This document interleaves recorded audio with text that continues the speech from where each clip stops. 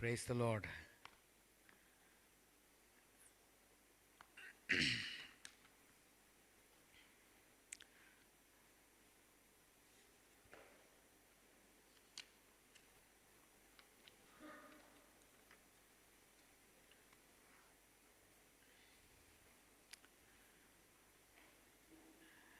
ഇവിടെ കൂടിയിരിക്കുന്ന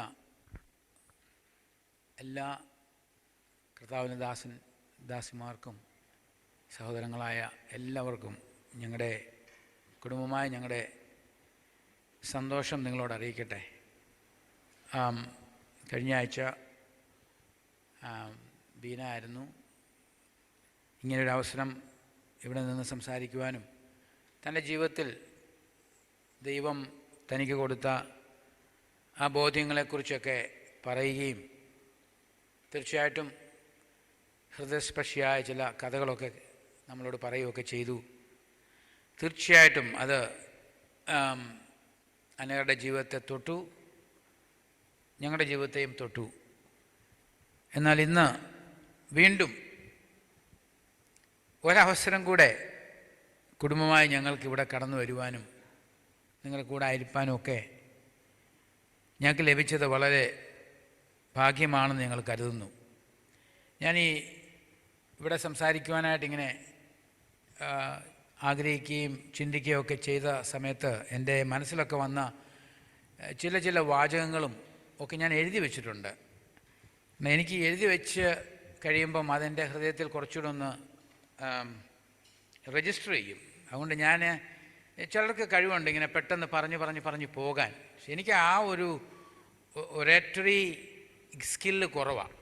പക്ഷെ എനിക്ക് എഴുതിയൊക്കെ വെച്ചാൽ അത് ഞാനിങ്ങനെ കാട് കയറി പോകാതെ എന്നെ പിടിച്ചു നിർത്തും എന്നുള്ളൊരു ധൈര്യം കൊണ്ടാണ് എഴുതി വെച്ചിരിക്കുന്നത്. പക്ഷെ എഴുതി വെച്ചത് വായിക്കുമ്പം അതിൻ്റെ ഫ്ലോ നഷ്ടപ്പെട്ടു പോകുമോ എന്നുള്ളൊരു ആശങ്ക എൻ്റെ ഉണ്ട്. എന്നാലും ഞാൻ എഴുതി വെച്ചതൊന്ന് വായിക്കട്ടെ. എൻ്റെ ഒരു മുഖവരയായിട്ട് ഇത് പറയാനായിട്ട് എനിക്ക് ആഗ്രഹമുണ്ട്. അതുകൊണ്ടാണ് ഇതിങ്ങനെ എഴുതിയത്. അധികം സന്തോഷവും ആദരവും സ്നേഹവും നന്ദിയും അങ്ങനെ എല്ലാ നല്ല വികാരങ്ങളോടും കൂടെയാണ് ഞങ്ങൾക്കിവിടെ ഈ 2 ആഴ്ചയിൽ കടന്നു വരുവാനായിട്ട് ഇടയായത്. കാരണം ബീനായെയും എന്നെയും അകമഴിഞ്ഞ് സ്നേഹിക്കുന്ന, ഞങ്ങൾക്ക് നന്മ മാത്രം ആഗ്രഹിച്ച് എല്ലാ കൈത്താങ്ങലും, അതുകൂടാതെ അവരുടെ കുടുംബത്തിലെ അംഗങ്ങളെപ്പോലെ കാണുന്ന രായ്ച്ചാനും ഷിബാൻ്റെയും ഈ ഒരു ബന്ധവും ഈ ഒരു ഫ്രണ്ട്ഷിപ്പും ഞങ്ങളുടെ ജീവിതത്തിൽ എന്തുമാത്രം വിലയുള്ളതാണെന്നത് ഞങ്ങൾക്ക് മാത്രമേ അറിയത്തുള്ളൂ. അതുകൊണ്ട് ഈ സഭ എന്ന് പറയുമ്പോൾ ഞങ്ങളായിരിക്കുന്ന ഒരു ഓർഗനൈസേഷനുണ്ട്. 100 കണക്കിന് സഭകൾ ഇന്ന് ഈ കേരളത്തിൽ അതിനുണ്ട്. എന്നാൽ ഇതിൻ്റെ ഒരു പ്രത്യേകത, ഈ ദുർബലതകളൊന്നും മറച്ചു വെക്കാതെ ഒരു സേഫ് പ്ലേസ്, അഭിനയിക്കാതെ വരാൻ പറ്റുന്ന ഒരു സേഫ് പ്ലേസ്, അതെന്നെ സംബന്ധിച്ചിടത്തോളം, ഞങ്ങളെ സംബന്ധിച്ചിടത്തോളം വലിയ വിലയുള്ള ഒരു കാര്യമാണ്. അതുകൊണ്ട് ഇതിൻ്റെ വില ഞങ്ങൾക്ക് വലിയതാണെന്ന് ഞാൻ ആദ്യമായിട്ടങ്ങ് പറയട്ടെ. അതോടൊപ്പം തന്നെ എൻ്റെ ജീവിതത്തിൽ പേഴ്സണലായിട്ട് കർത്താവിൻ്റെ വേലയിൽ ഇറങ്ങി തിരിച്ചു. അതിനുശേഷം എൻ്റെ ഈ ശുശ്രൂഷ യാത്രയിൽ പല വർഷങ്ങളായിട്ട് പല സന്ദർഭങ്ങളിൽ എന്നെ അകമഴിഞ്ഞ് സ്നേഹിക്കുകയും താങ്ങി നിർത്തുകയും ഒക്കെ ചെയ്തത് രായ്ച്ചാനാണ്. അതുകൊണ്ട് രായ്ച്ചാനോട് ഞാനൊരു എപ്പോഴും കടപ്പെട്ടവനാണ്. ഞാനിങ്ങനെ എഴുതി വെച്ചിട്ടുണ്ട് ഇവിടെ, A life lived is more impacting than A message preached. A life lived is more impacting than A message preached. ഒരു വാല്യൂ ഉള്ളൊരു ലൈഫ്, ഒരു ജീവിതം ജീവിക്കുക എന്നുള്ളതാണ് ഞാൻ ആഗ്രഹിക്കുന്ന ഒരു കാര്യം. പ്രസംഗിക്കാൻ കഴിയും, പ്രസംഗിക്കാതിരിക്കാൻ കഴിയും. എന്നാൽ അതിനൊക്കെ അപ്പുറത്താണല്ലോ നമ്മുടെ ജീവിതം. അതുകൊണ്ട് ഞാനിങ്ങനെ ചിന്തിക്കുകയായിരുന്നു, ഈ ഒരു സഭയെ സംബന്ധിച്ചിടത്തോളം മറകൾ കൂടാതെ മനുഷ്യ ജീവിതത്തെ ധൈര്യത്തോടെ അഭിമുഖീകരിക്കുവാൻ അനേകരെ പരിശീലിപ്പിക്കുന്ന ഒരു ആത്മീയ കുടുംബമാണിത്.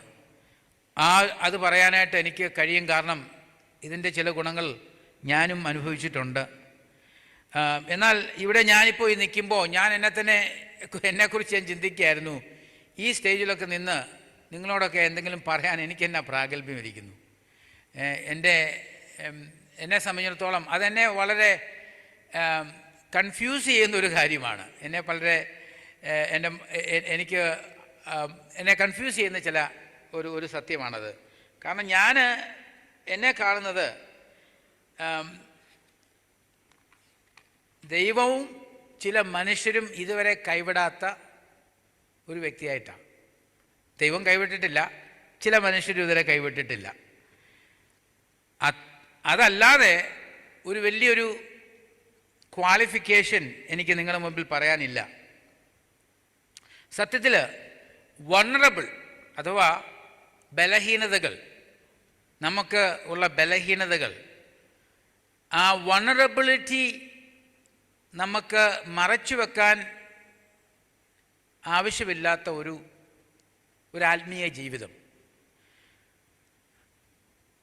അത് നമുക്ക് മുമ്പോട്ട് കൊണ്ടുപോകാൻ പറ്റിയാൽ തീർച്ചയായിട്ടും നമുക്കൊരു ഹോപ്പുണ്ട്, നമുക്കൊരു പ്രത്യാശയുണ്ട്. കാരണം ഇത് പറയുമ്പോൾ ഞാൻ വളർന്ന എൻ്റെ ആത്മീയ സാഹചര്യങ്ങളും ഒക്കെ ഞാൻ അതിനെക്കുറിച്ച് ചിന്തിക്കുന്നുണ്ട്. അതുകൊണ്ടാണ് അങ്ങനെ ഞാൻ പറഞ്ഞത്. മനസ്സിനെ അലട്ടുന്ന ചിന്തകളിൽ നിന്നോ, ജഡത്തിലെ പ്രലോഭനങ്ങളിൽ നിന്നോ, ആത്മാവിലെ ദാരിദ്ര്യത്തിൽ നിന്നോ ഒന്നും ആഗ്രഹിക്കുന്ന രീതിയിൽ സ്വാതന്ത്ര്യം പ്രാപിക്കുവാൻ ഇനിയും കഴിഞ്ഞിട്ടില്ല. എന്നാൽ ഒരു പച്ചയായ മനുഷ്യനായിട്ട് ജീവിക്കാൻ ഞാൻ ആഗ്രഹിക്കുന്നുണ്ട്. അതിന് ദൈവം ഒരു അവസരം തരണം. ഞങ്ങളുടെ കഴിഞ്ഞ ഒരു 28 വർഷത്തെ ഞങ്ങളുടെ മിനിസ്ട്രിയിൽ സത്യത്തിൽ വിജയങ്ങളെക്കാൾ തോൽവിയേക്കാളാണ് കൂടുതലായി എന്നെ സ്വാധീനിച്ചിരിക്കുന്നത്. പലപ്പോഴും ഇന്ന് കർത്താവൻ ബ്രദർ പറഞ്ഞതുപോലെ ഒരു പ്രശ്നം സോൾവ് ചെയ്ത് പോകാനായിട്ട് നോക്കുമ്പോൾ അടുത്ത പ്രശ്നം വന്നു കഴിഞ്ഞിരിക്കും. അങ്ങനെ കഴിഞ്ഞ ഒരു 28 വർഷത്തോളം ഗോവയിൽ എങ്ങനെയാണ് ഞങ്ങൾ കഴിഞ്ഞു പോയെന്ന് ഇപ്പോൾ ഓർക്കുമ്പം എനിക്ക് തന്നെ അത്ഭുതപ്പെടുകയാണ്, ഞാൻ തന്നെ അത്ഭുതപ്പെടുകയാണ്. എന്നാൽ അതിൻ്റെ എല്ലാം മധ്യത്തിൽ എന്തൊക്കെയോ ദൈവം ചെയ്തെടുത്തു എന്നുള്ളതിൽ നമുക്ക് സന്തോഷിക്കാനേ വകയുള്ളൂ. സ്തോത്രം, സ്തോത്രം. അപ്പം ഇവിടെ നമ്മുടെ ഒരു പെർഫെക്ഷനും നമ്മൾ വിചാരിക്കുന്ന, നമ്മളെക്കുറിച്ച് നമ്മൾ വിചാരിക്കുന്ന ഒന്നിനും ഒരു വിലയുമില്ലല്ലോ, ഇത് മുഴുവൻ ദൈവത്തിൻ്റെ പ്രവൃത്തിയാണല്ലോ എന്ന് ഓർക്കാനും അത് ഓർപ്പിക്കുവാനുമുള്ള സാഹചര്യങ്ങൾ നമുക്ക് ധാരാളം വരുന്നുണ്ട്. ഞാനൊരു ഉദാഹരണം പറയാം. ഇത് ഇങ്ങനെ ഈ ഒരു സ്വാതന്ത്ര്യമുള്ള ഒരു സഭയായതുകൊണ്ട് ഞാൻ പറയുകയാണ്, നിങ്ങൾ എന്നെ തെറ്റിദ്ധരിക്കരുത്. ഈ 31 ഇന്ന് 1-ാം തീയതിയാണ്. ഞങ്ങളെ സംബന്ധിച്ചിടത്തോളം ഞങ്ങളവിടെ നടത്തുന്ന ഈ ഒരു പ്രവർത്തനങ്ങൾക്ക് ആവശ്യമായിരിക്കുന്ന ഞങ്ങൾക്ക് വേണ്ട ഫണ്ട് ഞങ്ങൾക്കാരും ഞങ്ങളോട് പ്രോമിസ് ചെയ്തിട്ടില്ല. ദൈവം ഞങ്ങളെ വിളിച്ചു, ഞങ്ങൾ ധൈര്യത്തോടെ ഇറങ്ങി തിരിച്ചു. കഴിഞ്ഞ 22 വർഷത്തോളമായിട്ട് ഈ പല കാര്യങ്ങൾ ഇവിടെ പറഞ്ഞല്ലോ. ചിൽഡ്രൻസ് ഹോമുണ്ട്, നമ്മുടെ എയ്ഡ്സ് വിക്ടിംസിൻ്റെ ഇടയിലുള്ള പ്രവർത്തനം, ഏകദേശം 200ഓളം എയ്ഡ്സ് വിക്ടിംസ് എല്ലാ മാസവും വന്ന് അവർക്ക് ഫ്രീ ആയിട്ട് നമ്മൾ ഗ്രോസറി കൊടുക്കാറുണ്ട്. ഇതൊക്കെ കഴിഞ്ഞ വർഷങ്ങളായി നടന്നുകൊണ്ടിരിക്കുകയാണ്. ഒരു 15ഓളം വരുന്ന സ്റ്റാഫ് മെമ്പേഴ്സ് ഉണ്ട്. കഴിഞ്ഞ ഒരു വർഷം പെട്ടെന്ന് നമുക്ക് ലഭിച്ചുകൊണ്ടിരുന്ന സകല ഫണ്ടും ഒരു പകുതിയോളം അങ്ങ് വൈപ്ഡായിട്ടായിപ്പോയി, ഇല്ലാതായിപ്പോയി. അപ്പം ഞങ്ങൾ വിചാരിച്ചു, ഞങ്ങൾ എന്ത് ചെയ്യണം കർത്താവേ? നമുക്കങ്ങനെ പ്രത്യേകിച്ചൊരു വലിയ സഭകളോ അങ്ങനെയുള്ള കണക്ഷൻസോ ഒന്നുമില്ല. അപ്പം ഞാൻ പറയുകയാണ്, സ്വയമായി നമുക്ക് പിടിച്ചു നിൽക്കാമെന്ന് ചിന്തിച്ച് നിൽക്കുവാനായിട്ട് ഒന്നുമില്ലെങ്കിലും ആകെയുള്ള ധൈര്യം കർത്താവ് നമ്മുടെ കൂടെ ഉണ്ടല്ലോ, അത് മാത്രമാണ്. സ്തോത്രം. ഇപ്പം ഞാൻ പറഞ്ഞു വന്നത്, ഈ ഡിസംബർ ആദ്യം നവംബറിന് വേണ്ട കാര്യങ്ങളൊക്കെ ചെയ്തിട്ടുണ്ട്. ഡിസംബർ അവസാനം എന്ത് ചെയ്യും എന്ന് ഞങ്ങൾക്കറിയത്തില്ല. അതാണ് ഞങ്ങളിപ്പോൾ അഭിമുഖീകരിക്കുന്ന ഒരു പ്രശ്നം. അപ്പം ഞാൻ പറഞ്ഞു വന്നത്, ഇതിൻ്റെയൊക്കെ മുമ്പിൽ നമുക്ക് മുമ്പോട്ട് പോകുവാൻ കഴിയണമെങ്കിൽ അതിന് നമുക്ക് ആകെ കൂടെ നമുക്കുള്ള ഒരു സ്കോപ്പ് അഥവാ പ്രത്യാശ എന്ന് പറയുന്നത് പരിപൂർണമായ ദൈവത്തിലുള്ള ആശ്രയം. സ്തോത്രം. പരിപൂർണമായ ആശ്രയം.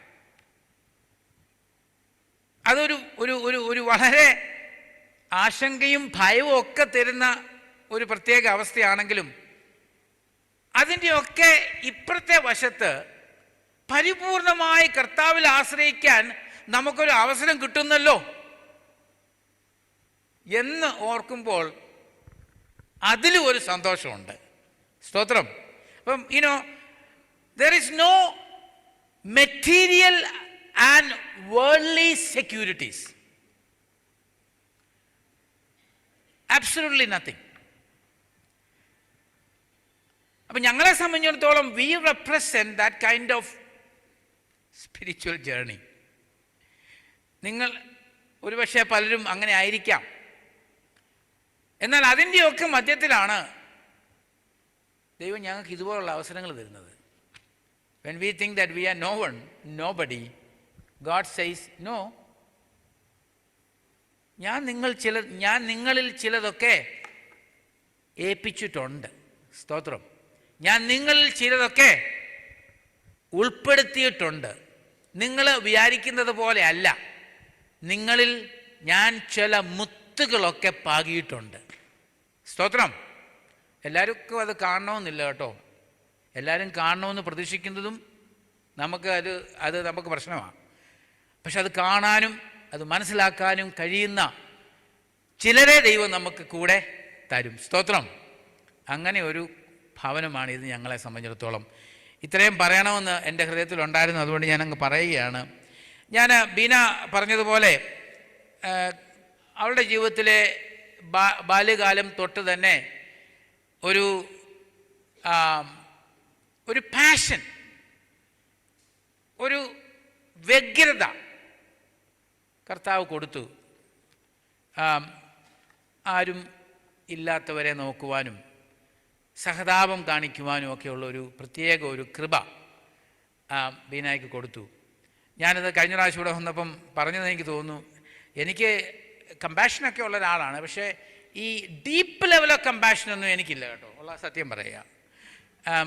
കാരണം ഞാൻ വളർന്നു വന്ന സാഹചര്യം അങ്ങനെ അല്ലായിരുന്നു. അപ്പം ഞാൻ ഈ ബീന ഇങ്ങനെ ഈ ഡീപ്പ് കമ്പാഷൻ എക്സ്പ്രസ് ചെയ്യുമ്പം എനിക്ക് തന്നെ എൻ്റെ ചിന്തയ്ക്ക് ആകെ ചിന്താക്കുഴപ്പത്തിലേക്ക് ഞാൻ വരും. കാരണം ആരെങ്കിലും എന്തെങ്കിലും ആവശ്യത്തിന് വന്നാൽ നമ്മൾ ഇച്ചിരി പൈസയൊക്കെ കൊടുത്ത് പറഞ്ഞു വിടുക എന്നുള്ളതല്ലാതെ അവരെ വിളിച്ച് വീട്ടിൽ ഇരുത്തുക, അവർക്ക് കാപ്പി ഉണ്ടാക്കി കൊടുക്കുക, ഇതൊക്കെ ചെയ്യാൻ തുടങ്ങിയപ്പോൾ എനിക്ക് മനസ്സിലായി ഇത് ഇച്ചിരി സീരിയസ് പ്രോബ്ലമാണ്. നല്ല എന്നുള്ള അർത്ഥത്തിലാണ് പറഞ്ഞത് കേട്ടോ, സീരിയസ് പ്രോബ്ലം എന്ന് പറഞ്ഞത്. അപ്പം ദൈവത്തിന് ചിലർക്ക് കൊടുക്കുന്ന ഒരു ഡീപ്പ് കമ്പാഷനുണ്ട്. എന്നാൽ എൻ്റെ ജീവിതത്തിൽ ഞാനൊരു ആ ഒരു തരത്തിലല്ലായിരുന്നു എൻ്റെ അപ്ബ്രിങ്ങിങ്ങും. അപ്പം ഞാൻ എൻ്റെ ബാല്യകാലത്തെക്കുറിച്ച് ചെറുതായിട്ടൊന്ന് എഴുതി വെച്ചെന്ന് ഞാനൊന്ന് പറയട്ടെ. കാരണം എൻ്റെ മെസ്സേജ് എന്ന് പറയുന്നത് എൻ്റെ ജീവിതവുമായിട്ട് വളരെ ബന്ധപ്പെട്ടതാണല്ലോ. അതുകൊണ്ട് അതൊന്ന് പറയുവാനായിട്ട് ഞാൻ ആഗ്രഹിക്കുകയാണ്. വളരെ സങ്കീർണമായ ഒരു ബാല്യകാലമായിരുന്നു എൻ്റെത്, വളരെ സങ്കീർണമായിരുന്നു. മിക്കവാറും എൻ്റെ വീട്ടിൽ എൻ്റെ പിതാവ് ജീവിച്ചിരിപ്പുണ്ടായിരുന്നിട്ടും മിക്കവാറും ആബ്സെൻ്റ് ആയിരുന്നു. മദ്യപാനം, ധൂർത്തടി, അധാർമികത, ഇമ്മോറാലിറ്റി, ഇത് മൂന്നുമായിരുന്നു എൻ്റെ പിതാവിനെ സ്വാധീനിച്ച കാര്യങ്ങൾ. മദ്യപാനവും ധൂർത്തടിയും അതുപോലെ തന്നെ അധാർമികതയും. അപ്പം പിന്നെ ഞങ്ങളുടെ കുടുംബം ഈ ചെറിയ ചെറിയ വ്യത്യാസത്തിൽ ഞങ്ങൾ 7 മക്കളുണ്ട്, ഞാൻ രണ്ടാമനാണ്. അപ്പം ഞാൻ ഓർക്കുന്നുണ്ട്, വളർന്നു വന്നപ്പോൾ ഇല്ലായ്മ, മാനസിക സംഘർഷം, അപകർഷതാബോധം, സോഷ്യൽ റിജക്ഷൻ, ഇവയെല്ലാം കൂടെ ഒന്നിച്ച് ഉള്ളൊരു ഒരു ഒരു ഒരു മിശ്രിതമായിട്ടുള്ളൊരു ഒരവസ്ഥയിൽ കൂടെ ഞാൻ കടന്നു പോയത്. ഞാൻ ഓർക്കുന്നുണ്ട്, ഹൈസ്കൂളിലൊക്കെ ഞാൻ പഠിക്കുമ്പം ഞാൻ അന്ന് ഈ ഒറ്റമുണ്ടൊക്കെ കൊടുത്തുകൊണ്ട് പോകാൻ വലിയ ആഗ്രഹമാണ്. കാരണം നമ്മൾ ഈ ടീനേജേഴ്സ് ആകുമ്പോഴത്തേക്ക് നമുക്ക് കാച്ചട്ടയൊക്കെ കളഞ്ഞിട്ട് മുണ്ടൊക്കെ കൊടുത്തൊരു പുരുഷനായിട്ടൊക്കെ സ്കൂളിൽ പോകണമെന്ന് ആഗ്രഹിക്കുന്ന ഒരു ഫീലിംഗ് ഉണ്ടല്ലോ. അപ്പോൾ അതൊക്കെ ഉണ്ടായിരുന്ന സമയത്ത് ഞങ്ങൾക്ക് അങ്ങനെ വലിയ, അന്ന് ഞാൻ പറഞ്ഞില്ലേ വളരെ ഇല്ലായ്മയാണ്. കാരണം ഡാഡിയുടെ ഈ ഒരു ജീവിത അവസ്ഥ കൊണ്ട് ഉണ്ടായിരുന്നതെല്ലാം നഷ്ടപ്പെട്ടു. അപ്പോൾ ഞങ്ങളുടെ വല്യമ്മച്ചിക്ക് അന്ന് ഈ മുണ്ടുണ്ട്, അതിനെന്താ ഇപ്പോൾ പറയുന്ന ഓർക്കുന്നില്ല, പുള്ളിക്കാരത്തിൻ്റെ മുണ്ട് അത് കണ്ടിച്ചെനിക്ക് തരും. 3 ആയിട്ട് കണ്ടിക്കാം. അത്രയും നീളത്തിലുള്ള മുണ്ടാണ് ഈ പഴയ ആൾക്കാർ എടുത്തുകൊണ്ടിരുന്നത്. കച്ചയെന്നൊക്കെയാണ് പറയുന്നതെന്ന് എനിക്ക് തോന്നുന്നത്, എനിക്ക് ഓർമ്മയില്ല ഇപ്പോൾ. അപ്പോൾ അതൊക്കെ ഇങ്ങനെ എടുത്തുകൊണ്ട് പോകുമ്പം ഞാൻ ഓർക്കുന്നുണ്ട്, എൻ്റെ കാലിൻ്റെ ഈ മുട്ട് തൊട്ട് താഴെ മുഴുവൻ ചൊറികളാണ്. അപ്പോൾ ഞാൻ വിചാരിക്കും എല്ലാ പിള്ളേരും സ്കൂളിലൊക്കെ പോയി കളിക്കുന്നു, പന്ത് കളിക്കുന്നു, ഞാനും ഒരു യൗവനക്കാരൻ, ഞാൻ ഒരു ചെറുപ്പമുള്ള ഒരു പയ്യനല്ലേ. പക്ഷെ എനിക്കതൊന്നും പറ്റുന്നില്ല. കാരണം അന്ന് ഞാൻ വളർന്നു വന്ന ആ ആത്മീക, തീർച്ചയായിട്ടും ഡാഡി രക്ഷിക്കപ്പെട്ടു, ആത്മീയനായി, അതൊക്കെ പറഞ്ഞില്ലെങ്കിലും ഞാൻ പറയാണ്, ആ ഒരു സന്ദർഭത്തിൽ ഞാൻ അനുഭവിച്ച മനോവ്യഥയെന്ന് പറയുന്നത് ഈ സ്കേബീസ് പോലെ വന്നിട്ട് മരുന്ന് എടുക്കാൻ പറ്റത്തില്ല. കാരണം ഞങ്ങളന്ന് തീവ്രവാദികളാണ്. കാരണം ഞങ്ങൾ മരുന്ന് ഉപയോഗിച്ച് ഉള്ള ഹീലിങ്ങിൽ വിശ്വസിക്കുന്നവരല്ല, ഞങ്ങൾ ദൈവത്തിൽ മാത്രം വിശ്വസിക്കുന്നവരാണ്. അപ്പം അങ്ങനെ ഞാൻ എൻ്റെ ബാല്യകാലത്തൊക്കെ ഞാൻ ഓർക്കുന്നുണ്ട്, വെളിച്ചെണ്ണ മാത്രം ഇങ്ങനെ പുരട്ടി ഹൈസ്കൂളിൽ 8ാം ക്ലാസ്സിലും 9ാം ക്ലാസ്സിലും 10ാം ക്ലാസ്സിലും പഠിക്കുന്ന കാലത്ത് ഒരു മുണ്ടൊന്ന് പൊക്കി കൊടുക്കാൻ പോലും ഉള്ള ലജ്ജിച്ച ഒരു സമയം. അപ്പോൾ അതൊക്കെ എന്നെ എന്തുമാത്രം സ്വാധീനിച്ചു എന്നുള്ളത് ഒരു പക്ഷേ പറയാതെ തന്നെ അറിയാമല്ലോ. എന്നാൽ സ്തോത്രം പറയട്ടെ, കാരണം ഏകദേശം ഒരു അത് പറഞ്ഞു കൂട്ടത്തിൽ ഞാൻ ഇതോടൊന്ന് പറയട്ടെ, സഹിക്കാവുന്നതിൽ കൂടുതൽ ജീവിതഭാരം ചുമക്കേണ്ടി വന്ന ഒരു മാതാവാണ് എൻ്റെ അമ്മ. ഇത് മുഴുവൻ കണ്ടും കേട്ടും. എന്നാൽ ഈ ആത്മീകതയിലേക്ക് ഞങ്ങൾ വന്നപ്പോൾ, കർത്താവിനെ എൻ്റെ ഡാഡി രക്ഷിതാവായി സ്വീകരിച്ചു, ഒരു വലിയ ആത്മസന്തോഷമുണ്ടായി. ഇതൊക്കെ ആണെങ്കിലും ഇതിൻ്റെയൊക്കെ അപ്പുറത്ത് ഒരു സന്തോഷം കുടുംബത്തുണ്ടായി. യേശുവിൻ്റെ സന്തോഷം വന്നു. എന്നാൽ ഈ പ്രശ്നങ്ങളൊന്നും മാറിപ്പോയില്ല. ഈ ഭാരവുമൊക്കെ തുടർച്ചയായി അനുഭവിച്ചുകൊണ്ടേയിരുന്നു. എന്നാൽ 11ാമത്തെ വയസ്സിലാണ് ഞാൻ കർത്താവിന് വേണ്ടി ഒരു തീരുമാനം എടുത്തതും യേശുവിനെ അനുഗമിക്കണമെന്ന് ആഗ്രഹിച്ചതും. പക്ഷേ ഈ 11 വയസ്സ് തൊട്ട് ഒരു 24 വയസ്സ് വരെ എൻ്റെ ജീവിതം ഈ പറഞ്ഞതുപോലെ ഒരു വശത്ത് ആത്മീയം, വേറൊരു വശത്ത് അഭിലാഷങ്ങൾ, വേറൊരു വശത്ത് പ്രലോഭനങ്ങൾ, ഇതെല്ലാം കൂടെ ഒന്നിച്ച് കൂട്ടി ഇളക്കിയുള്ള ഒരു ജീവിതം ഉണ്ടല്ലോ. ഞായറാഴ്ച ചർച്ചിലൊക്കെ വരുമ്പോൾ ഭയങ്കര ആത്മീയനാണ്. വേറൊരു വിഷയം എന്ന് വെച്ചാൽ, നമുക്ക് ഈ ചില ആത്മീകതയുടെ ലക്ഷണങ്ങൾ വെളിയിലൊക്കെ കാണിച്ചാൽ നമുക്ക് രക്ഷപ്പെട്ടു പോകാം. അങ്ങനെയുള്ള ചില ആത്മീക പ്രവർത്തികളൊക്കെ ഉണ്ടല്ലോ. ഞാനായിരുന്നു ഞങ്ങളുടെ ചർച്ചിലെ ഡ്രം അടിച്ചുകൊണ്ടിരുന്നത്. അപ്പം ഞാൻ വളരെ ആത്മാർത്ഥമായിട്ട് ഡ്രം അടിക്കുമായിരുന്നു. അപ്പോൾ എൻ്റെ ഡ്രം അടി കണ്ടു കഴിഞ്ഞാൽ ഇവനെപ്പോലെ ഒരു ആത്മീയൻ ഈ ലോകത്ത് വേറെ ആരും കാണത്തില്ല. അതുപോലെ ഞാൻ ഡ്രം അടിക്കുമായിരുന്നു. അപ്പം ഞാൻ ഡ്രം അടിക്കുന്നതനുസരിച്ച് ആളുകൾ കൈകൊട്ടും. ഞാൻ ഫാസ്റ്റായിട്ട് അടിച്ചാൽ അവർ ഫാസ്റ്റായിട്ട് കൈകൊട്ടും. അപ്പം ഞാൻ പറഞ്ഞു വന്നത്, ഒന്ന് ആലോചിച്ച് നോക്കണമേ, ആ സമയത്ത് ഞാൻ അനുഭവിച്ച, അല്ലെങ്കിൽ എനിക്ക് അറിയാവുന്ന ഒരു ആത്മീക ജേർണി അതായിരുന്നു. അതിലൊക്കെ നല്ലതായ പല കാര്യങ്ങളുണ്ട്. എന്നാൽ അതിലൊക്കെ പലപ്പോഴും ഒരു എംപ്റ്റിനെസ്, ഒരു ഹോളോനെസ് നമ്മൾ അനുഭവിക്കേണ്ടി വന്നു. അതിനുശേഷം ഒരു 5 വർഷങ്ങൾക്ക് 24 വയസ്സ് വരെയൊക്കെ പിടിച്ചു നിന്നു. അതിനുശേഷം ഞാൻ കർത്താവിൻ്റെ വേലയ്ക്ക് വേണ്ടി ഏൽപ്പിച്ചു കൊടുത്തു. പാപ്പുവ ന്യൂഗിനി എന്ന് പറയുന്ന സ്ഥലത്ത് പോയി 5 വർഷം ഞാൻ ബൈബിൾ സ്കൂൾ പഠിക്കാൻ പോയി. അതൊക്കെ ഒരു വലിയ ചരിത്രമാണ്. ഇവിടെ അതെല്ലാം പറഞ്ഞ് നിങ്ങളെ ബോറടിപ്പിക്കാനൊന്നും ആഗ്രഹിക്കുന്നില്ല. ഞാൻ വിചാരിച്ച് ഈ വിദേശത്ത് പോയി ബൈബിൾ പഠിക്കുന്നത് ഭയങ്കര ഒരു ക്രെഡിബിലിറ്റി ഉള്ള കാലമാണ്. എല്ലാവരും അങ്ങ് അമേരിക്കയിലൊക്കെ പോയി തിയോളജി പഠിക്കുന്നു, അത് പഠിക്കുന്നു, ഇത് പഠിക്കുന്നു. അപ്പം ഞാൻ വിചാരിച്ചു പാപ്പുനുഗിനിന്ന് ഞാൻ എൻ്റെ ഫ്രണ്ട്സിനോടൊക്കെ ചോദിച്ചപ്പോൾ ഞാൻ അത് എവിടെയാണ് ഈ സ്ഥലം, പലർക്കും ഈ പാപ്പുനുഗിനി കേട്ടിട്ട് പോലുമില്ല. അപ്പം ഞാനും ആദ്യമായിട്ടാണ് കേൾക്കുന്നത്. അവിടെയാണ് പക്ഷേ എനിക്ക് അവസരം കിട്ടിയത്. അങ്ങനെ ഞാനങ്ങ് പോയി. അവിടെ ചെന്നപ്പോഴാണ് അറിഞ്ഞത് ഇവിടെ ബൈബിൾ സ്കൂൾ പഠിത്തമൊന്നുമല്ല, അവിടുത്തെ മെയിൻ ഫോക്കസ് എന്ന് പറയുന്നത് സ്വഭാവ രൂപീവൽക്കരണമാണ്. എന്ന് പറഞ്ഞാൽ ഒത്തിരി പഠിക്കാനൊന്നും ഒന്നാമത്തെ പാപ്പുനുഗിനിയൻസ് ട്രൈബൽസാണ്. അപ്പോൾ അവിടെ ഒരു സുവിശേഷ പ്രവർത്തനം നടത്തുന്ന ഒരു മിഷണറി ഓസ്ട്രേലിയയിൽ നിന്ന് വന്നിട്ട് ഈ ട്രൈബൽസിനെ എല്ലാം, അതായത് ഈ വളരെയധികം ഹെഡ് ഹണ്ടേഴ്സ്, തല കൊയ്യുന്ന അങ്ങനെയുള്ള വില്ലേജുകളിൽ നിന്ന് ഈ ട്രൈബൽസിനെ ഈ സിറ്റിയിൽ കൊണ്ടുവന്നിട്ട് ഒരു ബൈബിൾ പഠനം, ഒരു സൺഡേ സ്കൂൾ പഠിപ്പിക്കുക എന്ന് വേണമെങ്കിൽ പറയാം. അവിടെയാണ് ഞാനും വന്നിരിക്കുന്നത്. ഒന്നാലോചിച്ച് നോക്കണേ. ചില രാത്രികളിലൊക്കെ ഇവരൊക്കെ അങ്ങനെ വലിയ വിദ്യാഭ്യാസമൊന്നുമില്ല.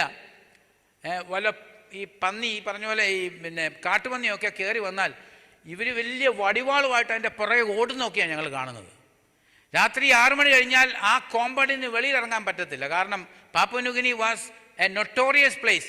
6 മണി കഴിഞ്ഞ് ആരെങ്കിലും വെളിയിൽ ഇറങ്ങിയാൽ അവൻ്റെ കഥ പോകും. അപ്പം ഞങ്ങളെല്ലാം ഇങ്ങനെ ഒരു സൂവിനകത്ത് ഇട്ടിങ്ങനെ ഞങ്ങളെ വളർത്തിയെടുക്കുകയാണ്. ഞാൻ ഓർക്കുന്നുണ്ട്, അത് 1 വർഷമല്ല 2 വർഷമല്ല 5 വർഷം ഞാൻ നിൽക്കേണ്ടി വന്നു. കാരണം വേറൊന്നുമല്ല കേട്ടോ, തിരിച്ചിങ്ങോട്ട് വന്നിട്ട് വേണം എടുക്കാൻ.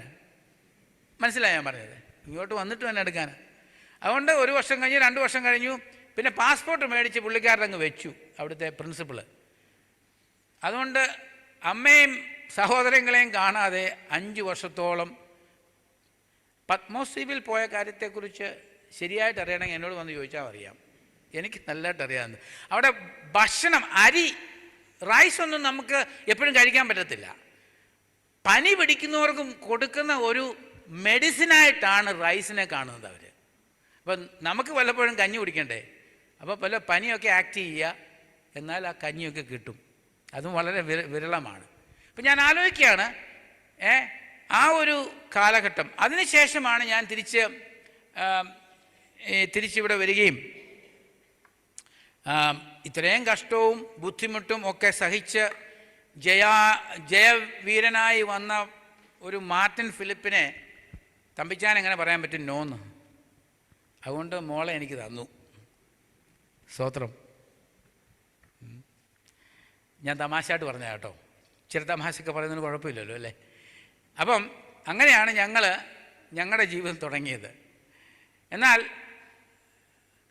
ഇവിടെ പണ്ട് പറഞ്ഞതുപോലെ പരിപൂർണമായി ദൈവത്തിൽ നിന്നൊരു കൺഫർമേഷൻ കിട്ടിയാണ് ഞങ്ങൾ ഗോവയ്ക്ക് കടന്നു പോയതും. അങ്ങനെ അവിടെ കഴിഞ്ഞ 22 വർഷമായി കർത്താവിൻ്റെ വേണ്ടി പ്രവർത്തിക്കുന്നു. ഒത്തിരി സെറ്റ് ബാക്കുകൾ നമുക്കുണ്ട്. എന്നാൽ പലപ്പോഴും എല്ലാം അവസാനിപ്പിച്ചിട്ട് എങ്ങോട്ടെങ്കിലും പോയേക്കാമെന്ന് വിചാരിച്ച പല സന്ദർഭങ്ങളുണ്ടായിരുന്നു. ഞാൻ ഇത്രയൊക്കെ പറഞ്ഞ ശേഷം ഇനിയും പ്രസംഗിക്കണോ എന്ന് നിങ്ങൾ, ഈ പുള്ളിയാണ് ഇനി പ്രസംഗിക്കാൻ വന്നിരിക്കുന്നത് അല്ലേ എന്ന് ചിന്തിച്ചു പോകും അല്ലേ? ഞാൻ ഈ സത്യങ്ങളൊക്കെ പറഞ്ഞ് അത് നിങ്ങളൊരിക്കലും എന്നോട് പിണങ്ങരുത് കേട്ടോ. ഞാനിത് ഓപ്പണായിട്ട് പറയാനൊരു സത്യത്തിൽ ഞാൻ ആലോചിച്ചു, ഞാനിവിടെ വന്നങ്ങ് എനിക്കെങ്കിൽ എൻ്റെ സങ്കടം എല്ലാം തീർത്താൻ കരയണമെന്നാണ് എനിക്ക് തോന്നിയത്. കാരണം ചില സമയത്ത് നമുക്ക് അതിനു പോലുമുള്ള അവസരങ്ങളില്ല. കാരണം അതൊക്കെ നമ്മുടെ ആത്മീയതയ്ക്ക് എന്തോ കുറവ് വരുത്തുന്ന സംഭവങ്ങളായിട്ടാണ് നമ്മളൊക്കെ പഠിപ്പിച്ചു വെച്ചിരിക്കുന്നത്. കരയാനൊന്നും പാടില്ല അല്ലേ? എല്ലാം നമ്മൾ അകത്ത് വെച്ച് പൂട്ടി പുറത്ത് സ്തോത്രം ഹല്ലേലൂയ ഒക്കെ പറഞ്ഞങ്ങ് നടന്നാൽ മതി. നമ്മൾ കണ്ട ഞാൻ അതിനെക്കുറിച്ച് അങ്ങോട്ട് ഞാൻ പോകുന്നില്ല. കാരണം ഈ കഴിഞ്ഞ 3-4 ദിവസം ചില കാര്യങ്ങളൊക്കെ നിങ്ങളും ഒരുപക്ഷെ വിറ്റ്നസ് ചെയ്ത് കാണുമല്ലോ കോട്ടയം നഗരത്തിലൊക്കെ. അപ്പം അതിനപ്പുറത്തൊന്നും ഒരു ആത്മീയത നമ്മൾ കാണാതെ ഉള്ള അവസ്ഥയിലേക്ക് നമ്മളായിരിക്കുക. പിന്നെ ഞാനൊരു കാര്യം പറയാം. ഈ 11 വയസ്സ് തൊട്ട് ഏകദേശം 45 വയസ്സ് വരെ, അതായത് ഞാൻ ഗോവയിൽ ശുശ്രൂഷ ചെയ്യുന്ന കാലം ഉൾപ്പെടെ പറയുകയാണ്, ഞാൻ സത്യത്തിൽ വിചാരിച്ചു ഞാൻ ഈ ചെയ്യുന്നതൊക്കെയാണ് ക്രിസ്തുവിനെ അനുഗമിക്കുക എന്ന് പറയുന്നത്.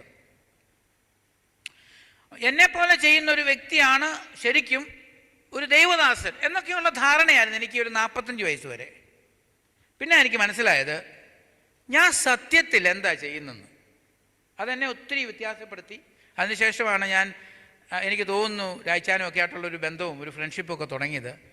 എനിക്ക് മനസ്സിലായി ഞാൻ ഒരു മതത്തിൻ്റെ പ്രചാരകനാണെന്ന്. പിന്നെ എനിക്ക് മനസ്സിലായത് ഒരു മതത്തിൻ്റെ പ്രചാരകൻ, സ്വയനീതിയും ധാർമ്മിക മൂല്യങ്ങളും അതിൻ്റെ ഒരു വ്യക്താവാണ് ഞാൻ. കാരണം ഞാനതാ പ്രസംഗിച്ചുകൊണ്ടിരുന്നത്. എൻ്റെ സുവിശേഷം എന്ന് പറഞ്ഞാൽ എന്നാന്ന് ചോദിച്ചാൽ സ്വഭാവ രൂപീവൽക്കരണം. പിന്നെ ഇതൊക്കെ സാധിച്ചെടുക്കാൻ സ്വയനീതി, ധാർമ്മിക മൂല്യങ്ങൾ, സ്വഭാവ പരിഷ്കരണം,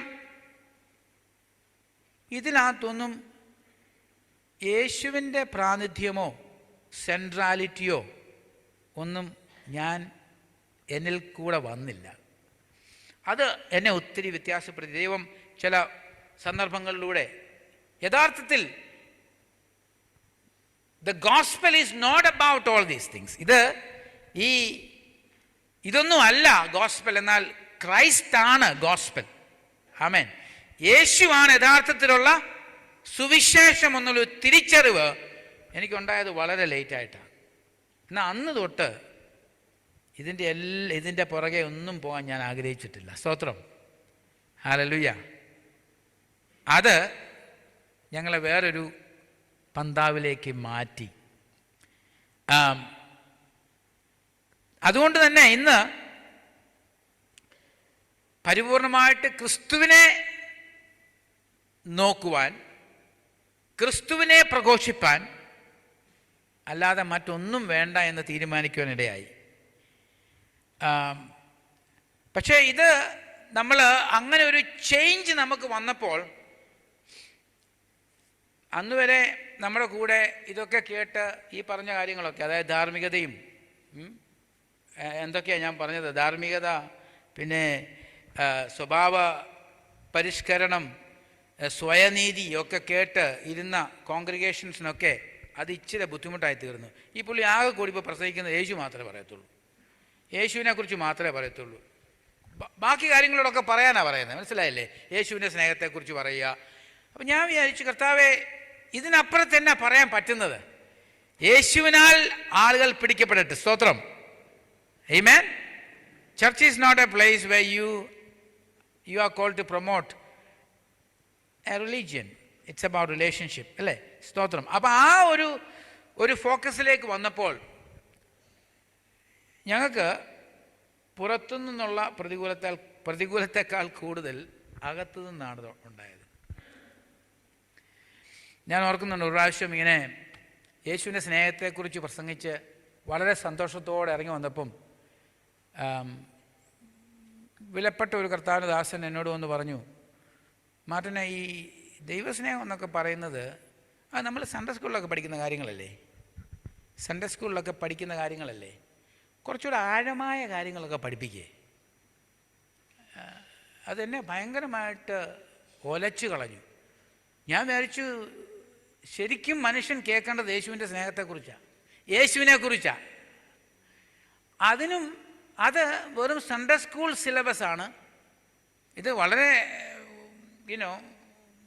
വിലപ്പെട്ടൊരു ദേവദാസൻ ഞാൻ പറഞ്ഞതിൻ്റെ അർത്ഥം മനസ്സിലായല്ലോ അല്ലേ? അങ്ങനെയുള്ളവരുണ്ടല്ലോ നമ്മുടെ ജീവിതങ്ങളിൽ. അപ്പോൾ അവരെ സംബന്ധിച്ചിടത്തോളം ഇതൊക്കെ എന്തിനാണ് പ്രസംഗിക്കുന്നത്? ഇതുവരെ ആരും കേൾക്കാത്ത സംഭവങ്ങളൊക്കെ ഇങ്ങോട്ട് ഇറക്കി വിട്. സ്തോത്രം. ആളുകളെ ഈ കസാരയുടെ അറ്റത്ത് ഇങ്ങനെ ഇരുത്തി എന്ന് പറയത്തില്ലേ, അറ്റത്തിരുന്ന് കേൾക്കുക. നമുക്ക് എഴുന്നേക്കണോ ഇരിക്കണോ എന്ന് അറിയാൻ മേലാത്ത രീതിയിൽ ആളുകളെ പിടിച്ചു നിർത്തുന്ന പ്രസംഗം. സ്തോത്രം. ഇതൊക്കെയാണ്. അപ്പം ഞാൻ വിചാരിച്ചു, ഈ കോർട്ടിൽ കളിച്ച് ഞാൻ രക്ഷപ്പെടത്തില്ല എന്നെനിക്ക് മനസ്സിലായി. സ്തോത്രം. അപ്പോൾ ഇതൊക്കെ ഒത്തിരി ലോൺലിനെസ്സിലേക്കും ഒത്തിരി നമ്മളെ സൈഡിലേക്കും മാറ്റേണ്ടി വന്നു. പക്ഷേ ഇതിലൊക്കെ ഒരു സന്തോഷം ഞാൻ പറയട്ടെ. യേശുവിനെ മാത്രം അറിഞ്ഞുള്ള ആ സന്തോഷം. ആമേൻ. സ്തോത്രം. യേശുവിനെ മാത്രം പുകഴ്ത്തി കിട്ടുന്ന അനുഭൂതി എനിക്ക് മതി. സ്തോത്രം, ഹല്ലേലൂയ. മറ്റതൊന്നും നമ്മൾ കുറ്റമൊന്നും പറയുന്നില്ല. ഇങ്ങനെ ഒരു ദേവദാസൻ ഇങ്ങനെ എന്നോട് പറഞ്ഞു, ചിലരെ ദൈവം വിളിച്ചിരിക്കുന്നത്, ഇവിടെ പറഞ്ഞോ ഇത് പറഞ്ഞോന്ന് എനിക്ക് ഓർമ്മയില്ല, ചിലരെ ദൈവം വിളിച്ചിരിക്കുന്നത് ഒരു ഐസ് ബ്രേക്കർ ആകാനാണ്. ഐസ് ബ്രേക്കർ എന്ന് പറയുന്നത് നമുക്കെല്ലാം അറിയാമല്ലോ. ഈ വലിയ ആധുനിക വലിയ ലക്ഷറി ഷിപ്പ്, ആയിരക്കണക്കിന് 5000-കണക്കിന് ആളുകൾ യാത്ര ചെയ്യുന്ന ഈ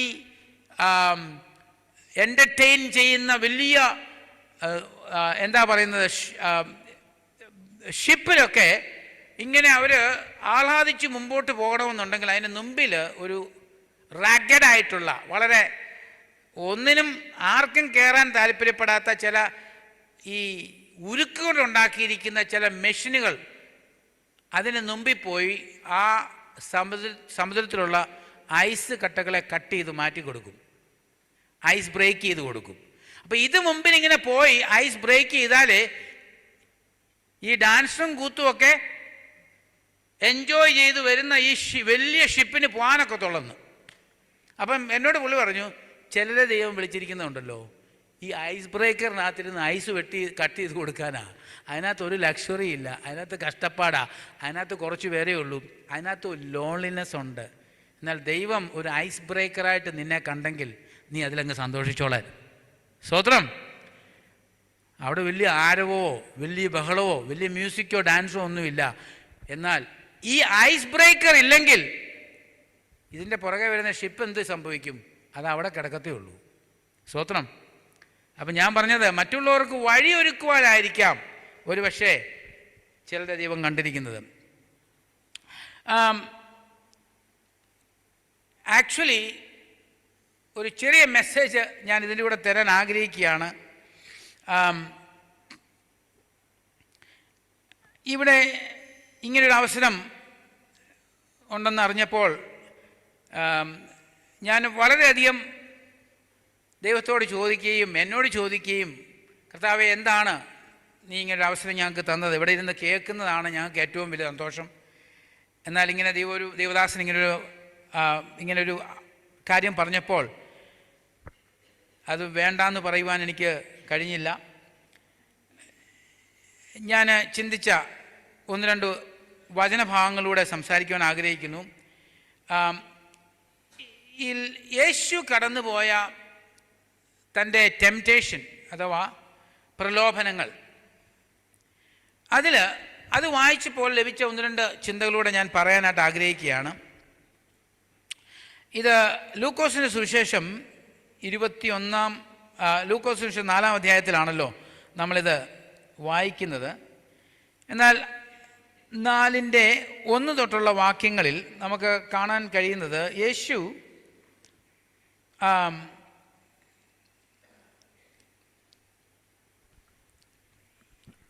യേശുവിൻ്റെ ശുശ്രൂഷയ്ക്ക് മുമ്പ് താൻ സ്നാനപ്പെടുന്ന ആ ഒരു സന്ദർഭം നമുക്ക് അറിയാമല്ലോ.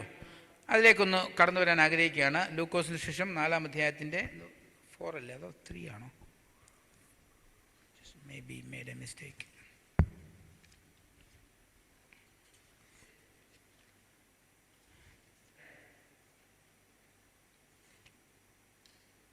മൂന്നാം അധ്യായം ആദ്യം വായിച്ചിട്ട് 4ലേക്ക് പോകാം. 3-ാം അധ്യായത്തിൻ്റെ 21-22 വാക്യങ്ങൾ ഇങ്ങനെ എഴുതിയിരിക്കുകയാണ്.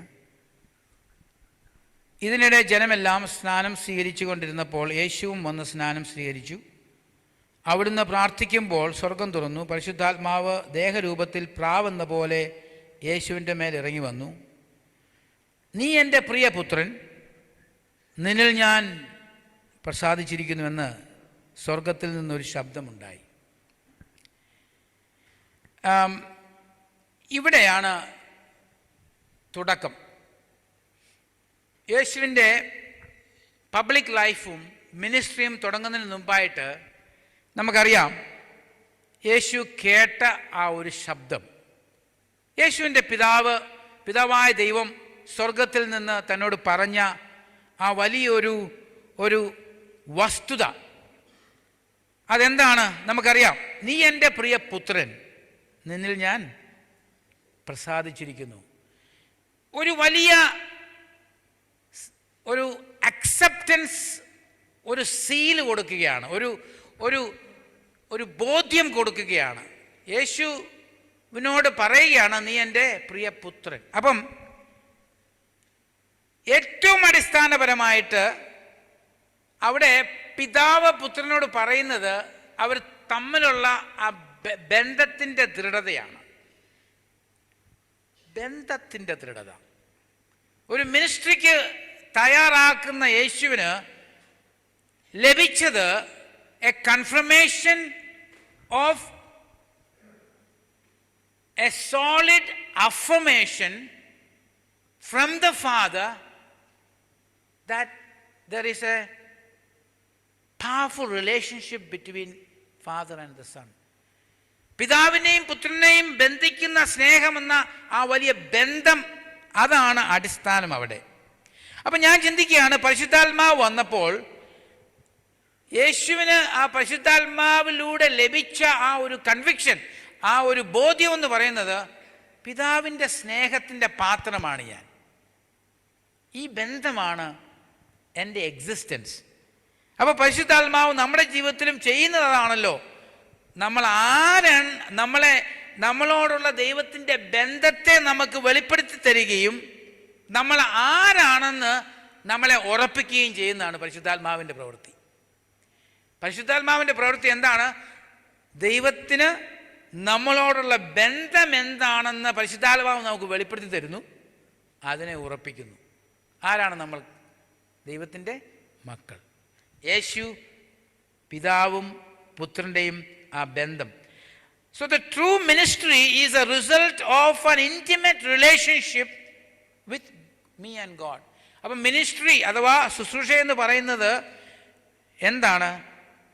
ദൈവവും ഞാനുമായിട്ടുള്ള ആ ഇൻറ്റിമേറ്റ് റിലേഷൻഷിപ്പിൻ്റെ ഒരു എക്സ്പ്ലോഷനാണ് ministry. It's a flowing of a relationship. ദൈവസ്നേഹത്തിൻ്റെ ഒഴുക്കാണ്, നമ്മളിൽ നിന്ന് ഉണ്ടാകുന്ന ഒഴുക്കാണ് ശരിക്കും ശുശ്രൂഷ എന്ന് പറയുന്നത്. എന്നാൽ ഈ യേശു ഈ ഒരു ബോധ്യത്തിൽ ഇറങ്ങിത്തിരിച്ചപ്പോൾ ആദ്യമായിട്ട് അനുഭവിക്കേണ്ടി വന്ന ഒരു ചലഞ്ച് സാത്താൻ്റെ പരീക്ഷണമാണല്ലോ. നമുക്കത് പെട്ടെന്നൊന്ന് വായിച്ചു പോയേക്കാം. 4-ാം അധ്യായത്തിൻ്റെ 1 തൊട്ട് 13 വരെയുള്ള വാക്യങ്ങളിലാണ് ഇത് നമുക്ക് കാണുവാൻ കഴിയുന്നത്. എന്തുകൊണ്ടാണ്, ഞാനിപ്പോൾ ചോദിച്ച ചോദ്യം ഇതാണ്, എന്നോട് ചോദിച്ചതാണ്, എന്തുകൊണ്ടാണ് പിശാച് യേശുവിനെ പരീക്ഷിക്കുവാൻ അഥവാ പ്രലോഭിപ്പിക്കുവാൻ തുനിഞ്ഞത്? എന്താണ് ഈ പിശാചിൻ്റെ ഉദ്ദേശം? എന്തിനാണ് ഈ ദൈവപുത്രനായ യേശുവിനെ പരീക്ഷിക്കുവാൻ പിശാച് തുനിഞ്ഞതിൻ്റെ ഏറ്റവും വലിയ ഒരു കാരണം എന്താണെന്ന് ഞാൻ എന്നോട് ചോദിച്ചപ്പോൾ എനിക്ക് മനസ്സിലായ കാര്യം ഞാൻ പറയാം. ഇതൊരു ലിമിറ്റഡ് റെവലേഷൻ അല്ലല്ലോ, ഇതിനപ്പുറത്തായിട്ട് ചിന്തിക്കുന്നവരുടെ ഉണ്ട്. എന്നാൽ ഞാൻ എൻ്റെ ഹൃദയത്തിൽ തോന്നിയ കാര്യം പറയുകയാണ്. ഈ പിശാചിന് ഒട്ടും സഹിക്കാൻ പറ്റാത്തൊരു കാര്യം എന്താണെന്നറിയാമോ? അതായത് അവനിൽ ഏറ്റവും അസൂയ ഉളവാക്കുന്ന ഒരു സത്യം, ദൈവവും മനുഷ്യനുമായിട്ട് ബന്ധപ്പെടുന്നത്. ദൈവവും മനുഷ്യനുമായിട്ട് ബന്ധപ്പെടാൻ പിശാചിന് യാതൊരു താല്പര്യവുമില്ല. ബന്ധത്തെ ഇല്ലാതാക്കുക, ദൈവവുമായിട്ടുള്ള ബന്ധത്തെ, റിലേഷൻഷിപ്പിനെ, ആ സ്നേഹത്തിൻ്റെ കണക്ഷനെ അസാധുവാക്കുക എന്നുള്ളതാണ് പിശാചിൻ്റെ വലിയ പദ്ധതി. ഒരുപക്ഷെ ഒരു കാലത്ത് ഈ പിശാച് ഈ ദൈവവുമായിട്ട് നല്ലൊരു റിലേഷൻഷിപ്പ് ഇരുന്ന ആളാണ്. പക്ഷെ തോന്നിവാസം കാരണം അത് നഷ്ടപ്പെട്ടു പോയി. അതുകൊണ്ട് ആദാമിനോടും അവയോടും ഈ പിശാച് ചെയ്തത് അത് തന്നെയല്ലേ. അവർക്ക് ദൈവവുമായിട്ടുണ്ടായിരുന്ന ബന്ധത്തെ ചോദ്യം ചെയ്യുന്ന ഒരവസ്ഥയിലേക്ക്, വേർപിരിപ്പിക്കുന്ന ഒരവസ്ഥയിലേക്ക് അവരെ തള്ളിയിട്ടു. പിശാചിൻ്റെ ഏറ്റവും വലിയൊരു തന്ത്രം എന്താണ്? നമ്മളെ, ദൈവവുമായിട്ടുള്ള നമ്മുടെ ബന്ധത്തെ ചോദ്യം ചെയ്യുവാൻ നമ്മളെ തള്ളിവിടുക.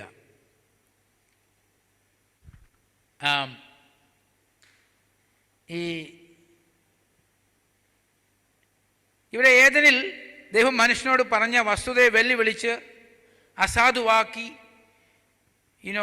എന്ന് പറഞ്ഞതുപോലെ പിതാവ് യേശുവിനോട് പറഞ്ഞത് എന്താണ്? യേശുവിനോട് പറയുകയാണ്, നീ എൻ്റെ പ്രിയ പുത്രൻ. അപ്പം ഇവിടെ 4 തൊട്ട് ലൂക്കോസിൻ്റെ 4-ാം അധ്യായം 1 തൊട്ട് 4 വാക്യങ്ങൾ ആരെങ്കിലും ഒന്ന് പെട്ടെന്ന് വായിക്കാൻ സാധ്യമാകുമോ? യേശു പരിശുദ്ധാത്മാ പൂർണ്ണനായി യോർദാനിൽ നിന്ന് മടങ്ങി ആത്മാവിനാൽ താൻ മരുഭൂമിയിലേക്ക് നയിക്കപ്പെട്ടു. അവിടെ പിശാച് 40 ദിവസം യേശുവിനെ പ്രലോഭിപ്പിച്ചുകൊണ്ടിരുന്നു. ആ ദിവസങ്ങളിൽ യേശു ഒന്നും ഭക്ഷിച്ചിരുന്നില്ല. അത് കഴിഞ്ഞപ്പോൾ യേശുവിന് വിശന്നു. അപ്പോൾ പിശാച് യേശുവിനോട്, താങ്കൾ ദൈവപുത്രനെങ്കിൽ ഈ കല്ലിനോട് അപ്പമാകുവാൻ പറയുക എന്ന് പറഞ്ഞു. അതിന് യേശു അവനോട്, മനുഷ്യന് അപ്പം കൊണ്ട് മാത്രമല്ല ജീവിക്കുന്നത് എന്ന് എഴുതിയിരിക്കുന്നു എന്ന് ഉത്തരം പറഞ്ഞു. സഹോദരൻ, നീ ദൈവപുത്രനാണെങ്കിൽ, ദൈവപുത്രൻ എന്ന് പറയുമ്പോൾ ആ ബന്ധത്തെയാണ് നമ്മളവിടെ കാണുന്നത് അല്ലേ? നീ ദൈവപുത്രനാണെങ്കിൽ why don't you turn this കല്ലിനോട് അപ്പമാകുവാൻ പറയുക. ഇവിടെ യേശുവിന് ഉണ്ടായ വിശപ്പെന്ന് പറയുന്നത് സത്യമായ ഒരു കാര്യമാണ്. നമ്മുടെ ജീവിതത്തിൽ നമ്മുടെ ആവശ്യങ്ങളൊക്കെ യാഥാർത്ഥ്യം ഉള്ള കാര്യങ്ങളാണ്. എന്നാൽ അതിൻ്റെ മുമ്പിൽ നമ്മൾ അതിനെ സ്വായത്തമാക്കുവാൻ ഉപയോഗിക്കുന്ന നമ്മുടെ പാത അത് വളരെ പ്രാധാന്യപ്പെട്ടതാണെന്നാണ് ഞാൻ വിശ്വസിക്കുന്നത്. ഇവിടെ എങ്ങനെയെങ്കിലും ഇതങ്ങ് സാധ്യമാക്കി എടുക്കണമെന്നുള്ളതല്ല. It's not just about attaining the goal but the means to which you attain that goal. ഇവിടെ യേശുവിന് ഈസി ആയിട്ടത് ചെയ്യാമായിരുന്നു. എന്നാൽ ചെയ്യാഞ്ഞതിൻ്റെ കാരണം തൻ്റെ ആവശ്യം, അന്ന് താൻ അനുഭവിച്ച ആ ഒരു ഹങ്കർ എന്നുള്ള ആവശ്യത്തെക്കാൾ കൂടുതൽ തൻ്റെ പിതാവുമായിട്ടുള്ള ബന്ധത്തിൻ്റെ ഉറപ്പായിരുന്നു യേശുവിന് ആവശ്യം. പലപ്പോഴും ഞാൻ വിചാരിക്കാറുണ്ട്, പ്രശ്നങ്ങളുടെ മുമ്പിൽ നമ്മൾ എങ്ങനെയെങ്കിലും ആ കാര്യം ഒന്ന് സാധിച്ചെടുക്കാൻ നമ്മൾ തത്രപ്പെടുന്ന ഒരു ആത്മീകതയിലേക്ക് നമ്മൾ പോകാതെ, എൻ്റെ ആവശ്യങ്ങളെ എൻ്റെ ദൈവത്തിനറിയാം, ഞാൻ ആ ബന്ധത്തിൽ ഉറച്ചു നിൽക്കും, ആ ബന്ധത്തിൽ നിന്ന് എന്നെ തള്ളി നീക്കി ആവശ്യങ്ങളുടെ ഒരു ഉപഭോക്താവാക്കി എൻ്റെ ലക്ഷ്യത്തെ ആ ബന്ധത്തിൽ നിന്ന് എൻ്റെ ആവശ്യത്തിലേക്ക് തള്ളിവിടുന്ന ഒരു പ്രലോഭനം. പലപ്പോഴും ആവശ്യങ്ങൾ വരുമ്പോൾ നമുക്ക് ദൈവത്തെക്കാൾ കൂടുതൽ വേണ്ടത്, ദൈവത്തിൻ്റെ സാമീപ്യത്തെക്കാൾ, ദൈവത്തിൻ്റെ ആ സ്നേഹത്തെക്കാൾ കൂടുതൽ വേണ്ടത് നമ്മുടെ പ്രശ്നങ്ങളെ പരിഹരിക്കുന്ന ഒരു ദൈവത്തെയാണ്. എന്നാൽ യേശു പറഞ്ഞു, ഈ പ്രശ്നങ്ങളേക്കാൾ വലുതാണ്, എൻ്റെ ഹങ്കറിനേക്കാൾ, എൻ്റെ വിശപ്പിനേക്കാൾ വലുതാണ് ഞാനും എൻ്റെ പിതാവുമായിട്ടുള്ള ബന്ധം. ഇത് എന്നെ ചിന്തിപ്പിച്ചു. കർത്താവേ, പലപ്പോഴും ഞാൻ അനുഭവിക്കുന്ന പ്രലോഭനങ്ങൾ ഇങ്ങനെയുള്ള പ്രലോഭനങ്ങളാണോ? എൻ്റെ പ്രധാന ഫോക്കസ് എന്ന് പറയുന്നത് നീയും ഞാനുമായിട്ടുള്ള ബന്ധമാണോ, അതോ എനിക്ക് നിന്നിൽ നിന്ന് എന്ത് കിട്ടുമെന്നുള്ള ആ ഒരു വസ്തുതയാണോ? അതാണ് ഞാൻ ആദ്യമായിട്ട് അതിൽ കാണുവാൻ എനിക്ക് കഴിഞ്ഞത്. ഇവിടെ ഞാൻ എഴുതി, Jesus, the devil wants me to believe that the realities of my existence is more important than my relationship with God. അതുകൊണ്ട് ഞാൻ വായിക്കാം. Devil wants me to believe that the realities of my existence is more important than my relationship with God. എൻ്റെ ജീവിതത്തിൻ്റെ സാഹചര്യങ്ങളും എൻ്റെ നിലനിൽപ്പുമാണ് വലുത്, ദൈവമായിട്ടുള്ള ബന്ധമല്ല.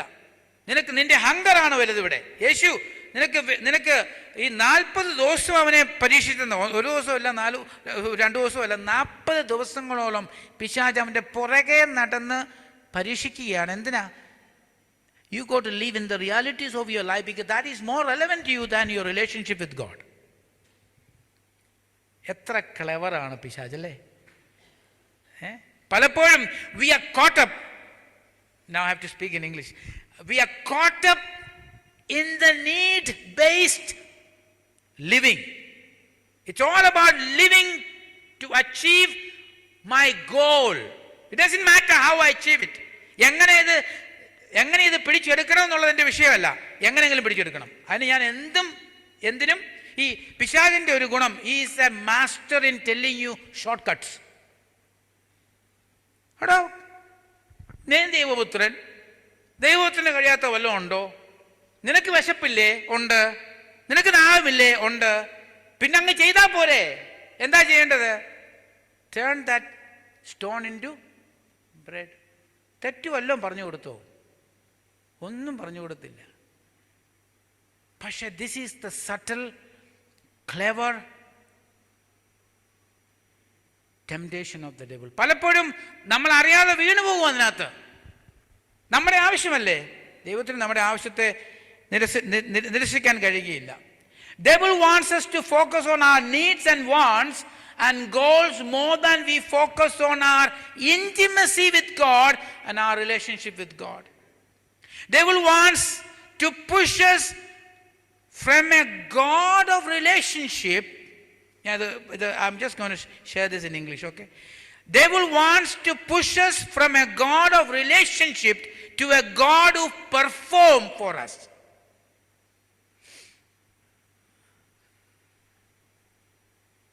ഇന്ന് പെർഫോം ചെയ്യുന്ന ഗോഡിനെ എവിടെ പ്രസംഗിച്ചാലും ആയിരക്കണക്കിന് ആളുകൾ വരും.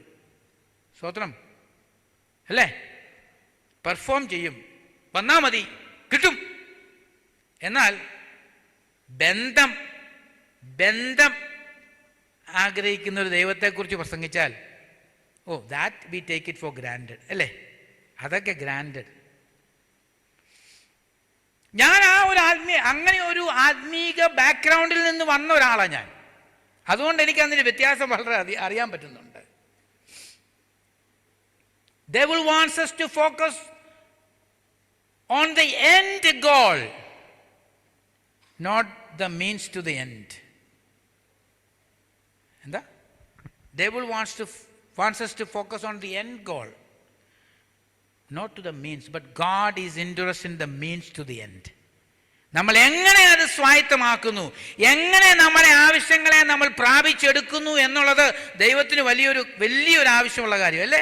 എങ്ങനെയെങ്കിലും പ്രാപിച്ചെടുക്കുക അല്ല. സ്തോത്രം, ഹല്ലേലൂയ. ദൈവത്തിൻ്റെ ബന്ധത്തിൽ നിന്ന് മാത്രം ലഭിക്കുന്നത് എനിക്ക് മതി. സ്തോത്രം, ഹല്ലേലൂയ. കാരണം എൻ്റെ ആവശ്യങ്ങളെക്കാൾ വലുതാണ് ദൈവവും ഞാനുമായുള്ള എൻ്റെ ബന്ധം. സ്തോത്രം. ഇത് പറയാനാണ് ഞാൻ ഇത്രയും ബുദ്ധിമുട്ടിയത്. How did Jesus won the first temptation? എങ്ങനെയാണ് യേശു ആ ടെംപ്റ്റേഷനെ വിൻ ചെയ്തെന്നുള്ള അവിടെ യേശു ഈ പറഞ്ഞ പോലെ വലിയ ആത്മീയ യുദ്ധത്തിലൊന്നും ഇറങ്ങിത്തിരിച്ചില്ല കേട്ടോ.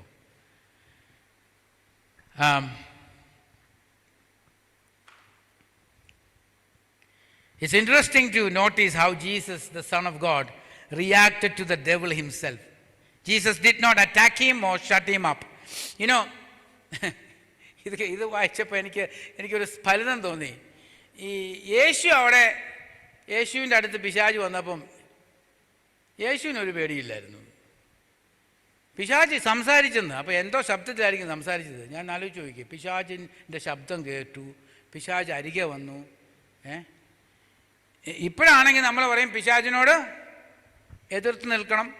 എന്ത് ചെയ്യണം? നമ്മൾ ശാസിച്ച് പറഞ്ഞു വിടണം. എന്തൊക്കെയോ നമ്മൾ പറയും. നമ്മൾ സ്പിരിച്വൽ വാർഫെയർ എന്നൊക്കെ പറഞ്ഞു കഴിഞ്ഞാൽ പിന്നെ പിശാച് വന്നാൽ നമ്മൾ വായടയ്ക്കാതെ ഇങ്ങനെ എന്തെങ്കിലുമൊക്കെ പറഞ്ഞ് അവനെ ഓടിക്കണം. ഇതൊക്കെയാണ് നമ്മൾക്ക് മനസ്സിലാക്കി നമ്മൾ വെച്ചിരിക്കുന്നത്. യേശു ഇതൊന്നും ചെയ്തില്ല. What he did? Jesus did not get tempted to show him. അതാ എനിക്ക് ഏറ്റവും എന്നെ സന്തോഷിപ്പിച്ച കാര്യം ഇതാ. ഈ പിശാച് പ്രലോഭിച്ചപ്പോൾ എന്നാൽ ഞാൻ നിന്നെ കാണിച്ചു തരാം. ഇപ്പം പിശാച് പ്രലോഭിപ്പിച്ചപ്പം എന്നാൽ നിന്നെ ഇപ്പം ഞാൻ കാണിച്ചു തരാമെന്ന് പറഞ്ഞ് യേശു എടുത്ത് ചാടി കല്ലെടുത്ത് അപ്പമാക്കി കാണിച്ചു കൊടുത്തില്ല. സ്തോത്രം. യേശുവിന് പിശാചിന് മുമ്പിൽ ദൈവത്തിൻ്റെ ശക്തി കാണിക്കേണ്ട കാര്യമില്ല. സ്തോത്രം. ഹല്ലേലൂയ. സ്തോത്രം. ദൈവം ജീവിക്കുന്നത് പിശാചിനോട് എന്തെങ്കിലും പ്രൂവ് ചെയ്ത് കാണിക്കാനല്ല. സ്തോത്രം. ഹല്ലേലൂയ. ദൈവത്തിൻ്റെ അസ്തിത്വം എന്ന് പറയുന്നത് തനിക്കെതിരെ വരുന്ന ശക്തികൾക്കെതിരെ പ്രവർത്തിച്ച് ഞാൻ വലിയവനാണെന്ന് കാണിച്ചുകൊണ്ടിരിക്കുന്ന ഒരു ദൈവമല്ല നമ്മുടെ ദൈവം. നമ്മുടെ ദൈവം സ്നേഹത്തിൻ്റെ ദൈവം. സ്തോത്രം. Hallelujah. God is not insecure about himself. Praise God. Are you with me? God is not insecure. We are insecure. നമ്മൾ എന്ത് ചെയ്യുന്നു? We project our insecurity onto God. നമ്മുടെ ഭയമെല്ലാം ദൈവത്തിലേക്ക് നമ്മൾ ഇട്ടുകൊടുക്കുക. നമ്മൾ വിചാരിക്കുന്നത് ദൈവവും പേടിച്ചിരിക്കുകയാണ് പിശാചിനെ. I'm glad that Jesus did not have any. അപ്പം പിശാച് സംസാരിക്കാൻ തുടങ്ങിയപ്പോൾ യേശുവിന് പറഞ്ഞിരുന്നത് ഷട്ട് അപ്പ്, നീ സംസാരിച്ചോ. പക്ഷെ ഞാനും എൻ്റെ ദൈവവുമായിട്ടുള്ള ബന്ധം, എൻ്റെ പിതാവുമായിട്ടുള്ള ബന്ധത്തിന് ഒരു ഇഞ്ച് പോലും അതിൽ നിന്ന് എന്നെ വ്യതിചലിപ്പിക്കുവാൻ നിനക്ക് കഴിയത്തില്ല. സ്തോത്രം. സ്തോത്രം. I believe that is the essence of the first temptation. എനിക്ക് തോന്നുന്നു ഇതായിരിക്കാം ഈ ആദ്യത്തെ ടെംപ്റ്റേഷൻ്റെ അടിസ്ഥാനമായ വസ്തുത. We are all the time devil pushes us to focus on our need. ഇപ്പം അടുത്ത മാസത്തേക്ക് ശമ്പളം കൊടുക്കാൻ കാശില്ല.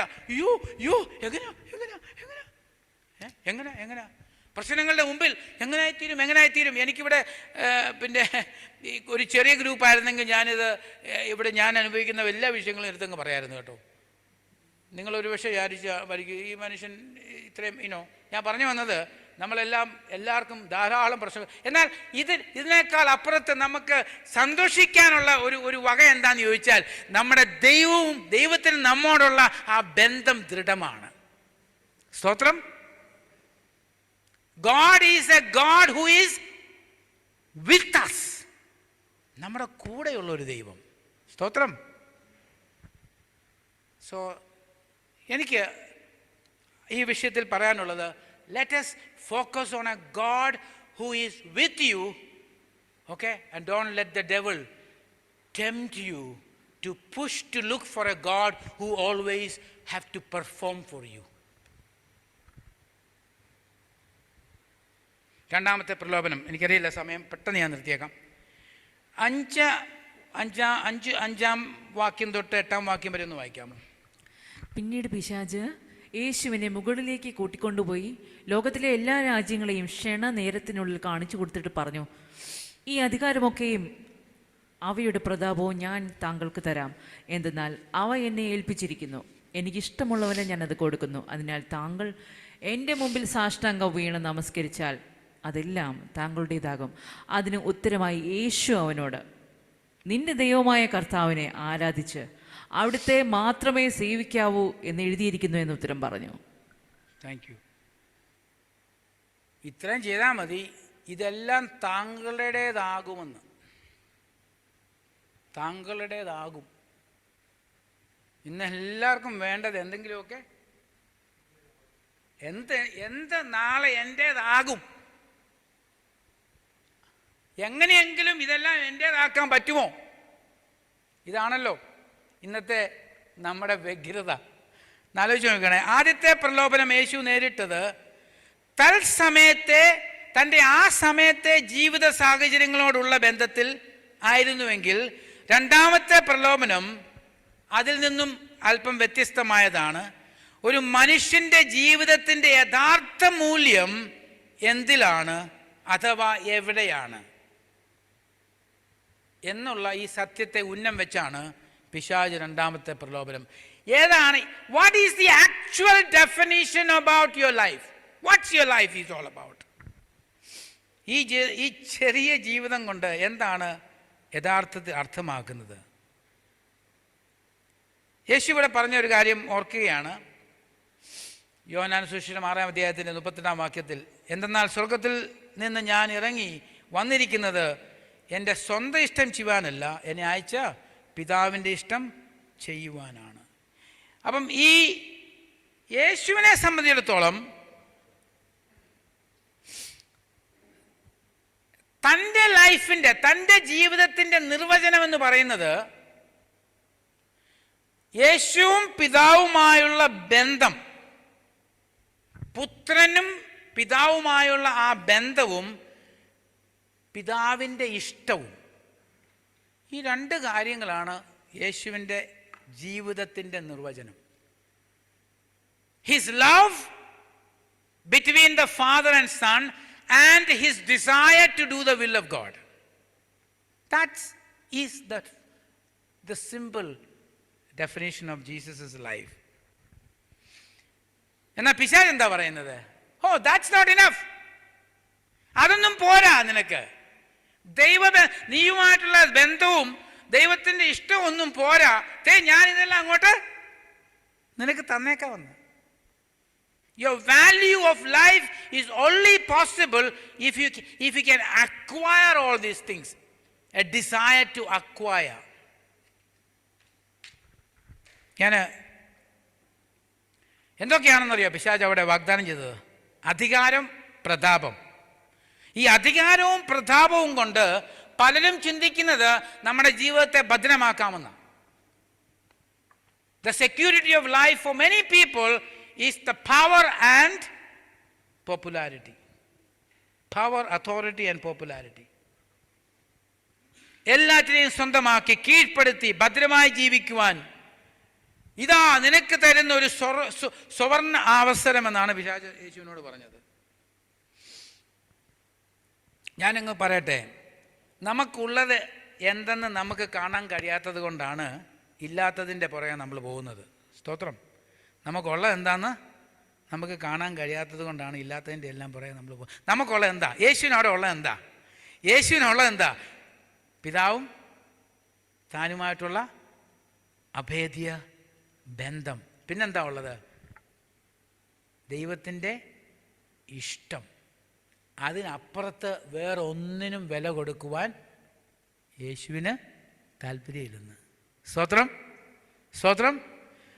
അങ്ങനെ തീരുമാനമെടുത്ത് ജീവിക്കുന്ന ഇറങ്ങിത്തിരിക്കുന്ന യേശുവിനോട് പിശാച് ടെംപ്റ്റ് ചെയ്യാൻ ശ്രമിക്കുകയാണ്, ഇതെല്ലാം തരാമെന്ന്.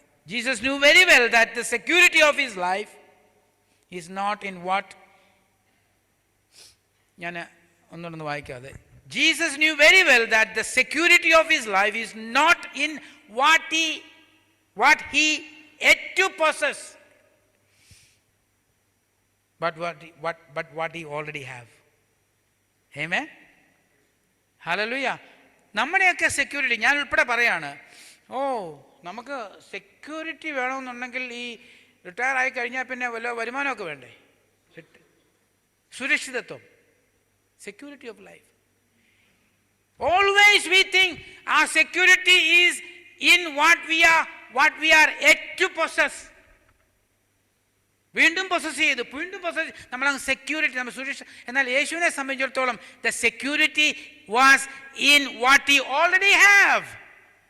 അവന് ഓൾറെഡി ഉണ്ടായിരുന്നു security. Amen. What is the security of Jesus? സ്ഥാനപ്പെട്ട് എഴുന്നേറ്റ് വന്നപ്പോൾ പറഞ്ഞാ പിതാവ്, നീ എൻ്റെ പ്രിയ. That was a security. Amen. Hallelujah. നമ്മൾ അവൻ്റെ പ്രിയപുത്രനാണെന്ന് നമുക്ക് ബോധ്യമുണ്ടെങ്കിൽ പിന്നെ വേറെ എന്തേലും അതിന് പുറകെ പോണോ? സ്തോത്രം, സ്തോത്രം.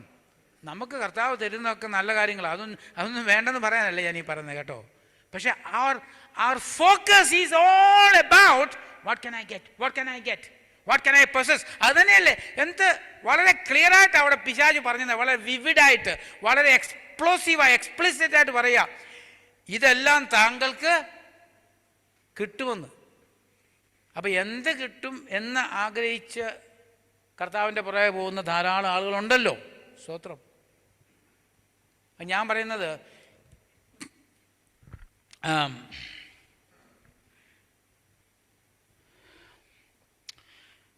ഇവിടെ പല കാര്യങ്ങൾ, Jesus knew what the devil is offering is nothing compared to what he already have. വളരെ നിഗൂഢമായി പിശാച് വളരെ സമർത്ഥമായി ഒരുക്കി വച്ചിരിക്കുന്ന ഒരു വലിയ കെണിയാണ് ഈ രണ്ടാമത്തെ പ്രലോഭനം. ഇത് ചെയ്താൽ എല്ലാം താങ്കളുടേതാകും. ഞാൻ വിചാരിക്കുന്നു പല വിശ്വാസികളും ഈ ഒരു കെണിയിൽ കിടക്കുന്നു എന്നാണ് എനിക്ക് തോന്നുന്നത്. പലപ്പോഴും ഞാനും വിചാരിച്ചിട്ടുണ്ട്, ഞാൻ ആ കെണിയിലാണോ കർത്താവേ, ഞാൻ അറിയാതെ ഈ കെണിയിലാണോ, എൻ്റെ security am I looking for something more to feel that I am secure in this world.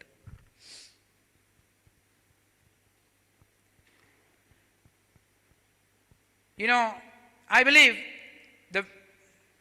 നമ്മുടെ ആത്മീയതയുടെ വില നിശ്ചയിക്കുന്നത് നമ്മൾക്ക് എന്തുമാത്രം നേടുവാൻ കഴിഞ്ഞു എന്നുള്ളതല്ല, നമുക്ക് എന്തുമാത്രം കൊടുക്കുവാൻ കഴിഞ്ഞു എന്നുള്ളതിലാണ്.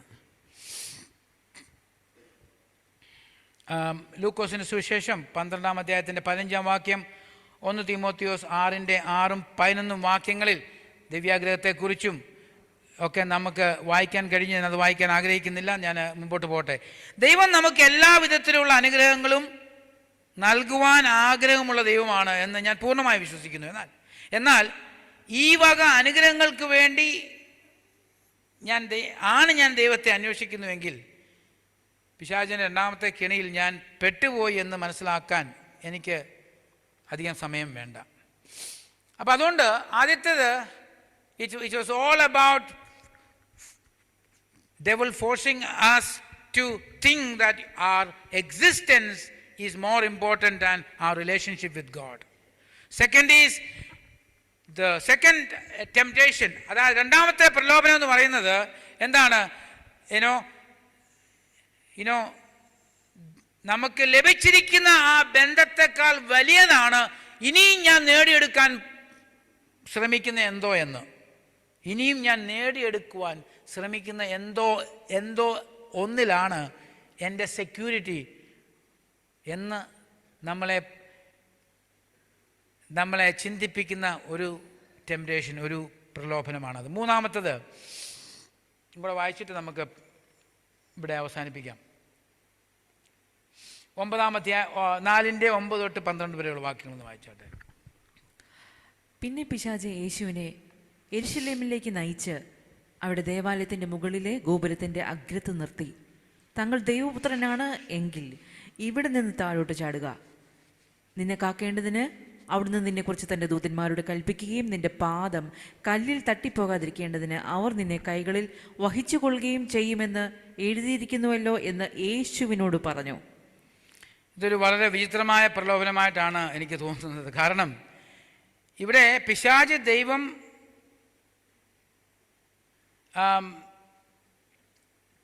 ദൈവം മനുഷ്യന് നൽകിയ വാഗ്ദത്തങ്ങളൊക്കെ കാണിച്ചുകൊണ്ടാണ് വന്നിരിക്കുന്നത്. ദൈവം മനുഷ്യന് നൽകിയ വാഗ്ദത്തങ്ങളൊക്കെ എടുത്ത് പിശാച് പറയുക. അപ്പം പിശാചിന് നല്ലതായിട്ട് അറിയാം ഏതൊക്കെ വാഗ്ദത്തങ്ങൾ ദൈവം നമുക്ക് തന്നിട്ടുണ്ടെന്നുള്ളത്, അല്ലേ? ഞാനിത് വായിക്കുമ്പോൾ എൻ്റെ മനസ്സിൽ ഓടി വരുന്ന ഒരു ചിത്രം ഇതാണ്. പിശാച് യേശുവിനോട് പറയുന്ന ഇതാണ്, ഒരു ഇതത്ര ക്ലിയറായിട്ടുള്ളൊരു ഇല്ലസ്ട്രേഷൻ അല്ല, എന്നാലും ഞാനത് പറയട്ടെ. ഇപ്പം ഞാൻ പ്രസിഡൻറ്റ് ഡൊണാൾഡ് ട്രംപിൻ്റെ അടുത്ത് പോയിട്ട് പറയുക,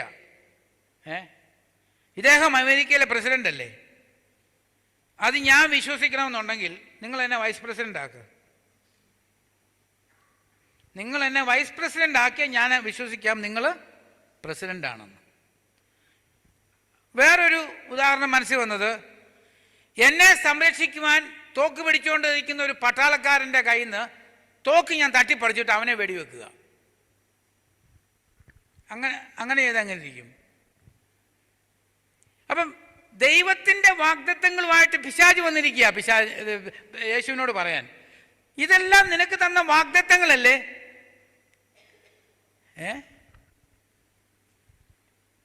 ഇത് ഒരുപക്ഷെ അല്പം വ്യത്യസ്തമായ ചിന്തയായിരിക്കാം. ദൈവത്തിന് നമ്മളോടുള്ള സ്നേഹത്തെക്കാളും ബന്ധത്തെക്കാളും അധികമായി ദൈവം നമുക്ക് തന്നിരിക്കുന്ന വാഗ്ദത്തങ്ങൾക്ക് പ്രാധാന്യം കൊടുക്കുവാൻ പലപ്പോഴും പിശാച് നമ്മളെ പ്രലോഭിപ്പിക്കും. സ്തോത്രം. എനിക്കത് ഒന്നുകൂടെ ഒന്ന് പറഞ്ഞാൽ, ഞാൻ എൻ്റെ ഒരു കൺവിഷൻ പറയാം കേട്ടോ.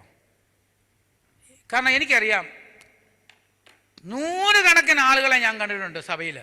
എല്ലാം വാഗ്ദത്തത്തിൻ്റെ പുറകെ ഓട്ടമാണ്. ദൈവം എനിക്ക് ആ വാഗ്ദത്തം തന്നു, ദൈവം എനിക്ക് ഈ വാഗ്ദത്തം തന്നു. വാഗ്ദത്തങ്ങളുടെ പുറകെ ഉള്ള ഓട്ടമാണ്. അതിങ്ങനെ നമുക്ക് വാഗ്ദത്തം നമ്മൾ മറന്നു കിടന്നാലും ഓർപ്പിക്കാൻ ഇഷ്ടം പോലെ ആൾക്കാർ വരും. തലയൊക്കെ വെച്ച് പറയും, നിന്നോട് ദൈവം വാഗ്ദത്തം അന്ന് തന്നിട്ടുള്ളതല്ലേ, ഈ വാഗ്ദത്തം തന്നതല്ലേ. പിന്നെ അന്ന് തൊട്ട് നമ്മുടെ ഓട്ടം എന്തിൻ്റെ പറയുക? ദൈവത്തിൻ്റെ പറയുകയാണോ വാഗ്ദത്തത്തിൻ്റെ പറയുകയാണോ? അല്ല, എന്നോടൊന്ന് സഹകരിക്കാമോ ഇവിടെ? സ്തോത്രം. ചിരിക്കുവോ? എന്തെങ്കിലും ഒന്ന് ചെയ്താൽ മതി, ഒന്ന് സഹരിച്ച് അടിച്ചാൽ മതി. സ്തോത്രം. ഞാനിതിനകത്ത് ഒത്തിരി വളർന്നതാണ്. ഞാൻ സത്യം പറഞ്ഞാൽ, ഞാൻ കൊച്ചിലെ തൊട്ട് കേട്ട വാഗ്ദത്തങ്ങളെല്ലാം, പലരുന്നത് കേട്ട വാഗ്ദത്തങ്ങളെല്ലാം എഴുതി വെച്ചിരുന്നെങ്കിൽ ഒരു ബൈബിളിനേക്കാളും വലിയൊരു ബുക്ക് ഉണ്ടാക്കി വരുമായിരുന്നു. വാഗ്ദത്തങ്ങളുടെ പുറകെയുള്ള ഓട്ടമാണ്. പിശാചു അത് തന്നെയാണ് യേശുവിനോട് ചെയ്യുന്നത്. നിന്നോട് വാഗ്ദത്തം പറഞ്ഞിട്ടില്ലേ? സ്തോത്രം. ഞാനൊരു കാര്യം പറയട്ടെ, നമ്മുടെ ഏറ്റവും പ്രധാനപ്പെട്ട കാര്യം ദൈവത്തിന് നമ്മളുള്ള സ്നേഹവും ആ ബന്ധവുമാണ്. അതിനപ്പുറത്തേ ഉള്ളൂ വാഗ്ദത്തങ്ങൾ. സ്തോത്രം, സ്തോത്രം. അപ്പം ഞാൻ ചോദിക്കുന്നത്, നമ്മുടെ focus is on what God has done for us. ആ ബന്ധം സ്ഥാപിക്കുവാൻ, ആ സ്നേഹം അനുഭവിക്കുവാൻ നമുക്ക് ദൈവം തന്ന ആ ഒരു വലിയ അവസരമാണോ, ആ വലിയ ഒരു ബ്യൂട്ടിഫുൾ ഓപ്പർച്യൂണിറ്റി ആണോ, അതോ എനിക്ക് ദൈവം എന്ത് വാഗ്ദത്തം തരും? പൗലോസൊക്കെ പത്രോസ് ചോദിച്ച പോലെ, ഞങ്ങളിതെല്ലാം വിട്ട് നിൻ്റെ പുറകെ വന്നിട്ട് ഞങ്ങൾക്ക് എന്നാ കിട്ടും? അപ്പം ഞാൻ ചോദിക്കുന്നത്, നമുക്ക് ആവശ്യമായിരിക്കുന്നത് ഈ ഒരു മനോഭാവത്തെ, നമ്മുടെ ഈ മനോഭാവത്തെ നാം പരിശോധിക്കണം. ഇവിടെ ദൈവത്തെക്കുറിച്ചുള്ള നമ്മുടെ കാഴ്ചപ്പാടിൻ്റെ അടിസ്ഥാനം ദൈവത്തിന് നമ്മോടുള്ള സ്നേഹമോ ബന്ധമോ അല്ല, മറിച്ച് ദൈവം നമുക്ക് നൽകിയിരിക്കുന്ന പ്രോമിസസ്. പലപ്പോഴും ഞാൻ കേട്ടിട്ടുണ്ട്, നമ്മുടെ പ്രാർത്ഥനകൾ പോലും ദൈവം തന്ന വാഗ്ദത്തങ്ങളിൽ വിശ്വസ്തനാണോ? ദൈവത്തിൻ്റെ വിശ്വസ്തതയെ നമ്മൾ ചോദ്യം ചെയ്യുക. ദൈവം വിശ്വസ്തനാണോ എന്ന് തെളിയിക്കണം. അപ്പം ശരിക്കും പറഞ്ഞാൽ ഈ വിശ്വാസികളെല്ലാം കൂടി ദൈവത്തിനോട് ചെയ്യുന്ന ഒരു പാതകമായി ഇതല്ലേ. പിശാചു അത് തന്നെ ചെയ്യുന്നത്. നിന്റെ ദൈവമല്ലേ പറഞ്ഞു. അപ്പം ഞാൻ പറഞ്ഞു വന്നത് ഈ ഒരു പ്രലോഭനം. ഓക്കെ, ഇവിടെ ദൈവത്തെക്കുറിച്ചുള്ള അതെ, we have created a God. ഞാൻ അവസാനിപ്പിക്കുക കേട്ടോ. We have created a God who has to oblige to us based on his promises. We have chosen to trust him only if he does what he promised. I don't know, we have become so arrogant to test God and prove himself to us. ഇത്ര ഒരു അഹങ്കാരം നമുക്ക് പാടുണ്ടോ? ദൈവത്തെ നമുക്ക് prove ചെയ്ത് കാണിക്കണം. എന്നാൽ അതിനെയും എൻ്റെ യേശു റെസിസ്റ്റ് ചെയ്തു. സ്തോത്രം, hallelujah. Who are we that we can question and challenge God? നമ്മുടെ സാഹചര്യങ്ങൾ ഒരിക്കലും ദൈവത്തിൻ്റെ ശക്തിയെ പരീക്ഷിക്കുന്ന പരീക്ഷണങ്ങളായിരിക്കരുത്. പകരം ദൈവത്തിന് നമ്മോടുള്ള സ്നേഹത്തിൻ്റെയും ബന്ധത്തിൻ്റെയും ഉറപ്പിക്കുന്നതായിരിക്കും. നമ്മുടെ സാഹചര്യങ്ങൾ ഒരിക്കലും ദൈവത്തെ പരീക്ഷിക്കുന്ന പരീക്ഷണശാലകളായി നമ്മളതിനെ മാറ്റരുത്. എന്നാൽ അത് ദൈവത്തിന് നമ്മോടുള്ള സ്നേഹത്തെ ഉറപ്പിക്കുന്ന അവസരങ്ങളായി മാറട്ടെ. സ്തോത്രം.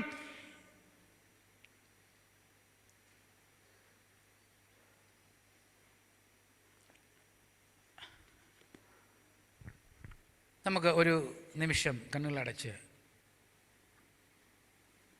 ഞാൻ ഈ സംസാരിച്ചത് അതിനെന്തുമാത്രം ക്ലാരിറ്റി കിട്ടിയെന്ന് എനിക്കറിയില്ല. എന്നാലും എൻ്റെ ഹൃദയത്തിലുണ്ടായിരുന്നത് അതൊന്ന് എക്സ്പ്രസ് ചെയ്യുവാനായിട്ട് എനിക്കൊരു അവസരം നിങ്ങൾ ഒരുക്കി തന്നു. തീർച്ചയായിട്ടും ഇവിടെ ഇരിക്കുന്ന എല്ലാവരെക്കാളും ഈ മെസ്സേജ് എനിക്കുള്ളതാണെന്ന് ഞാൻ വിശ്വസിക്കുന്നു. ഒരിക്കലും എൻ്റെ മുമ്പോട്ടുള്ള യാത്രയിൽ, ഞങ്ങളുടെ മുമ്പോട്ടുള്ള യാത്രയിൽ ഞങ്ങൾ യേശുവിനെ വിട്ടെങ്ങും പോകാതെ ഏത് സാഹചര്യത്തിൻ്റെ മുമ്പിലും, അത് ഞങ്ങളുടെ സാമ്പത്തിക വിഷയങ്ങളായിക്കോട്ടെ, ഞങ്ങളുടെ കുഞ്ഞുങ്ങളുടെ കാര്യങ്ങളായിക്കോട്ടെ, ഞങ്ങളുടെ ജീവിതത്തിൽ ഞങ്ങൾ അറിയാതെ ഇനി അഭിമുഖീകരിക്കാൻ പോകുന്ന എന്ത് വിഷയങ്ങളായിക്കോട്ടെ, അതിൻ്റെ എല്ലാം മുമ്പിൽ കർത്താവേ, നിന്നെ വിട്ട് ഞങ്ങൾ എങ്ങും പോകത്തില്ല, നീ ഞങ്ങളുടെ കൂടെയുണ്ട് എന്നുള്ള ധൈര്യത്തിൽ ഞങ്ങൾ മുമ്പോട്ട് പോകും. We are not looking for a perfect life, but we know that your love is perfect towards us. കർത്താവ്, നിന്റെ ദാസിയും ഈ സഭയും ഇത്ര സന്തോഷത്തോടെ ഞങ്ങളെ ആദരിക്കുകയും ഞങ്ങളിവിടെ ക്ഷണിക്കുകയൊക്കെ ചെയ്തല്ലോ, അതിനായി ഞങ്ങൾ നിന്നെ സ്തുതിക്കുന്നു. അനുഗ്രഹത്തോടെ ഞങ്ങളെ പറഞ്ഞയച്ചാട്ട്, വീണ്ടും കാണുന്നവരെ ഞങ്ങളെ നിൻ്റെ ചിറകളിൽ സൂക്ഷിച്ചാട്ട്, യേശുവിൻ്റെ നാമത്തിൽ അപേക്ഷിക്കുന്നു, കേൾക്കണം പിതാവേ.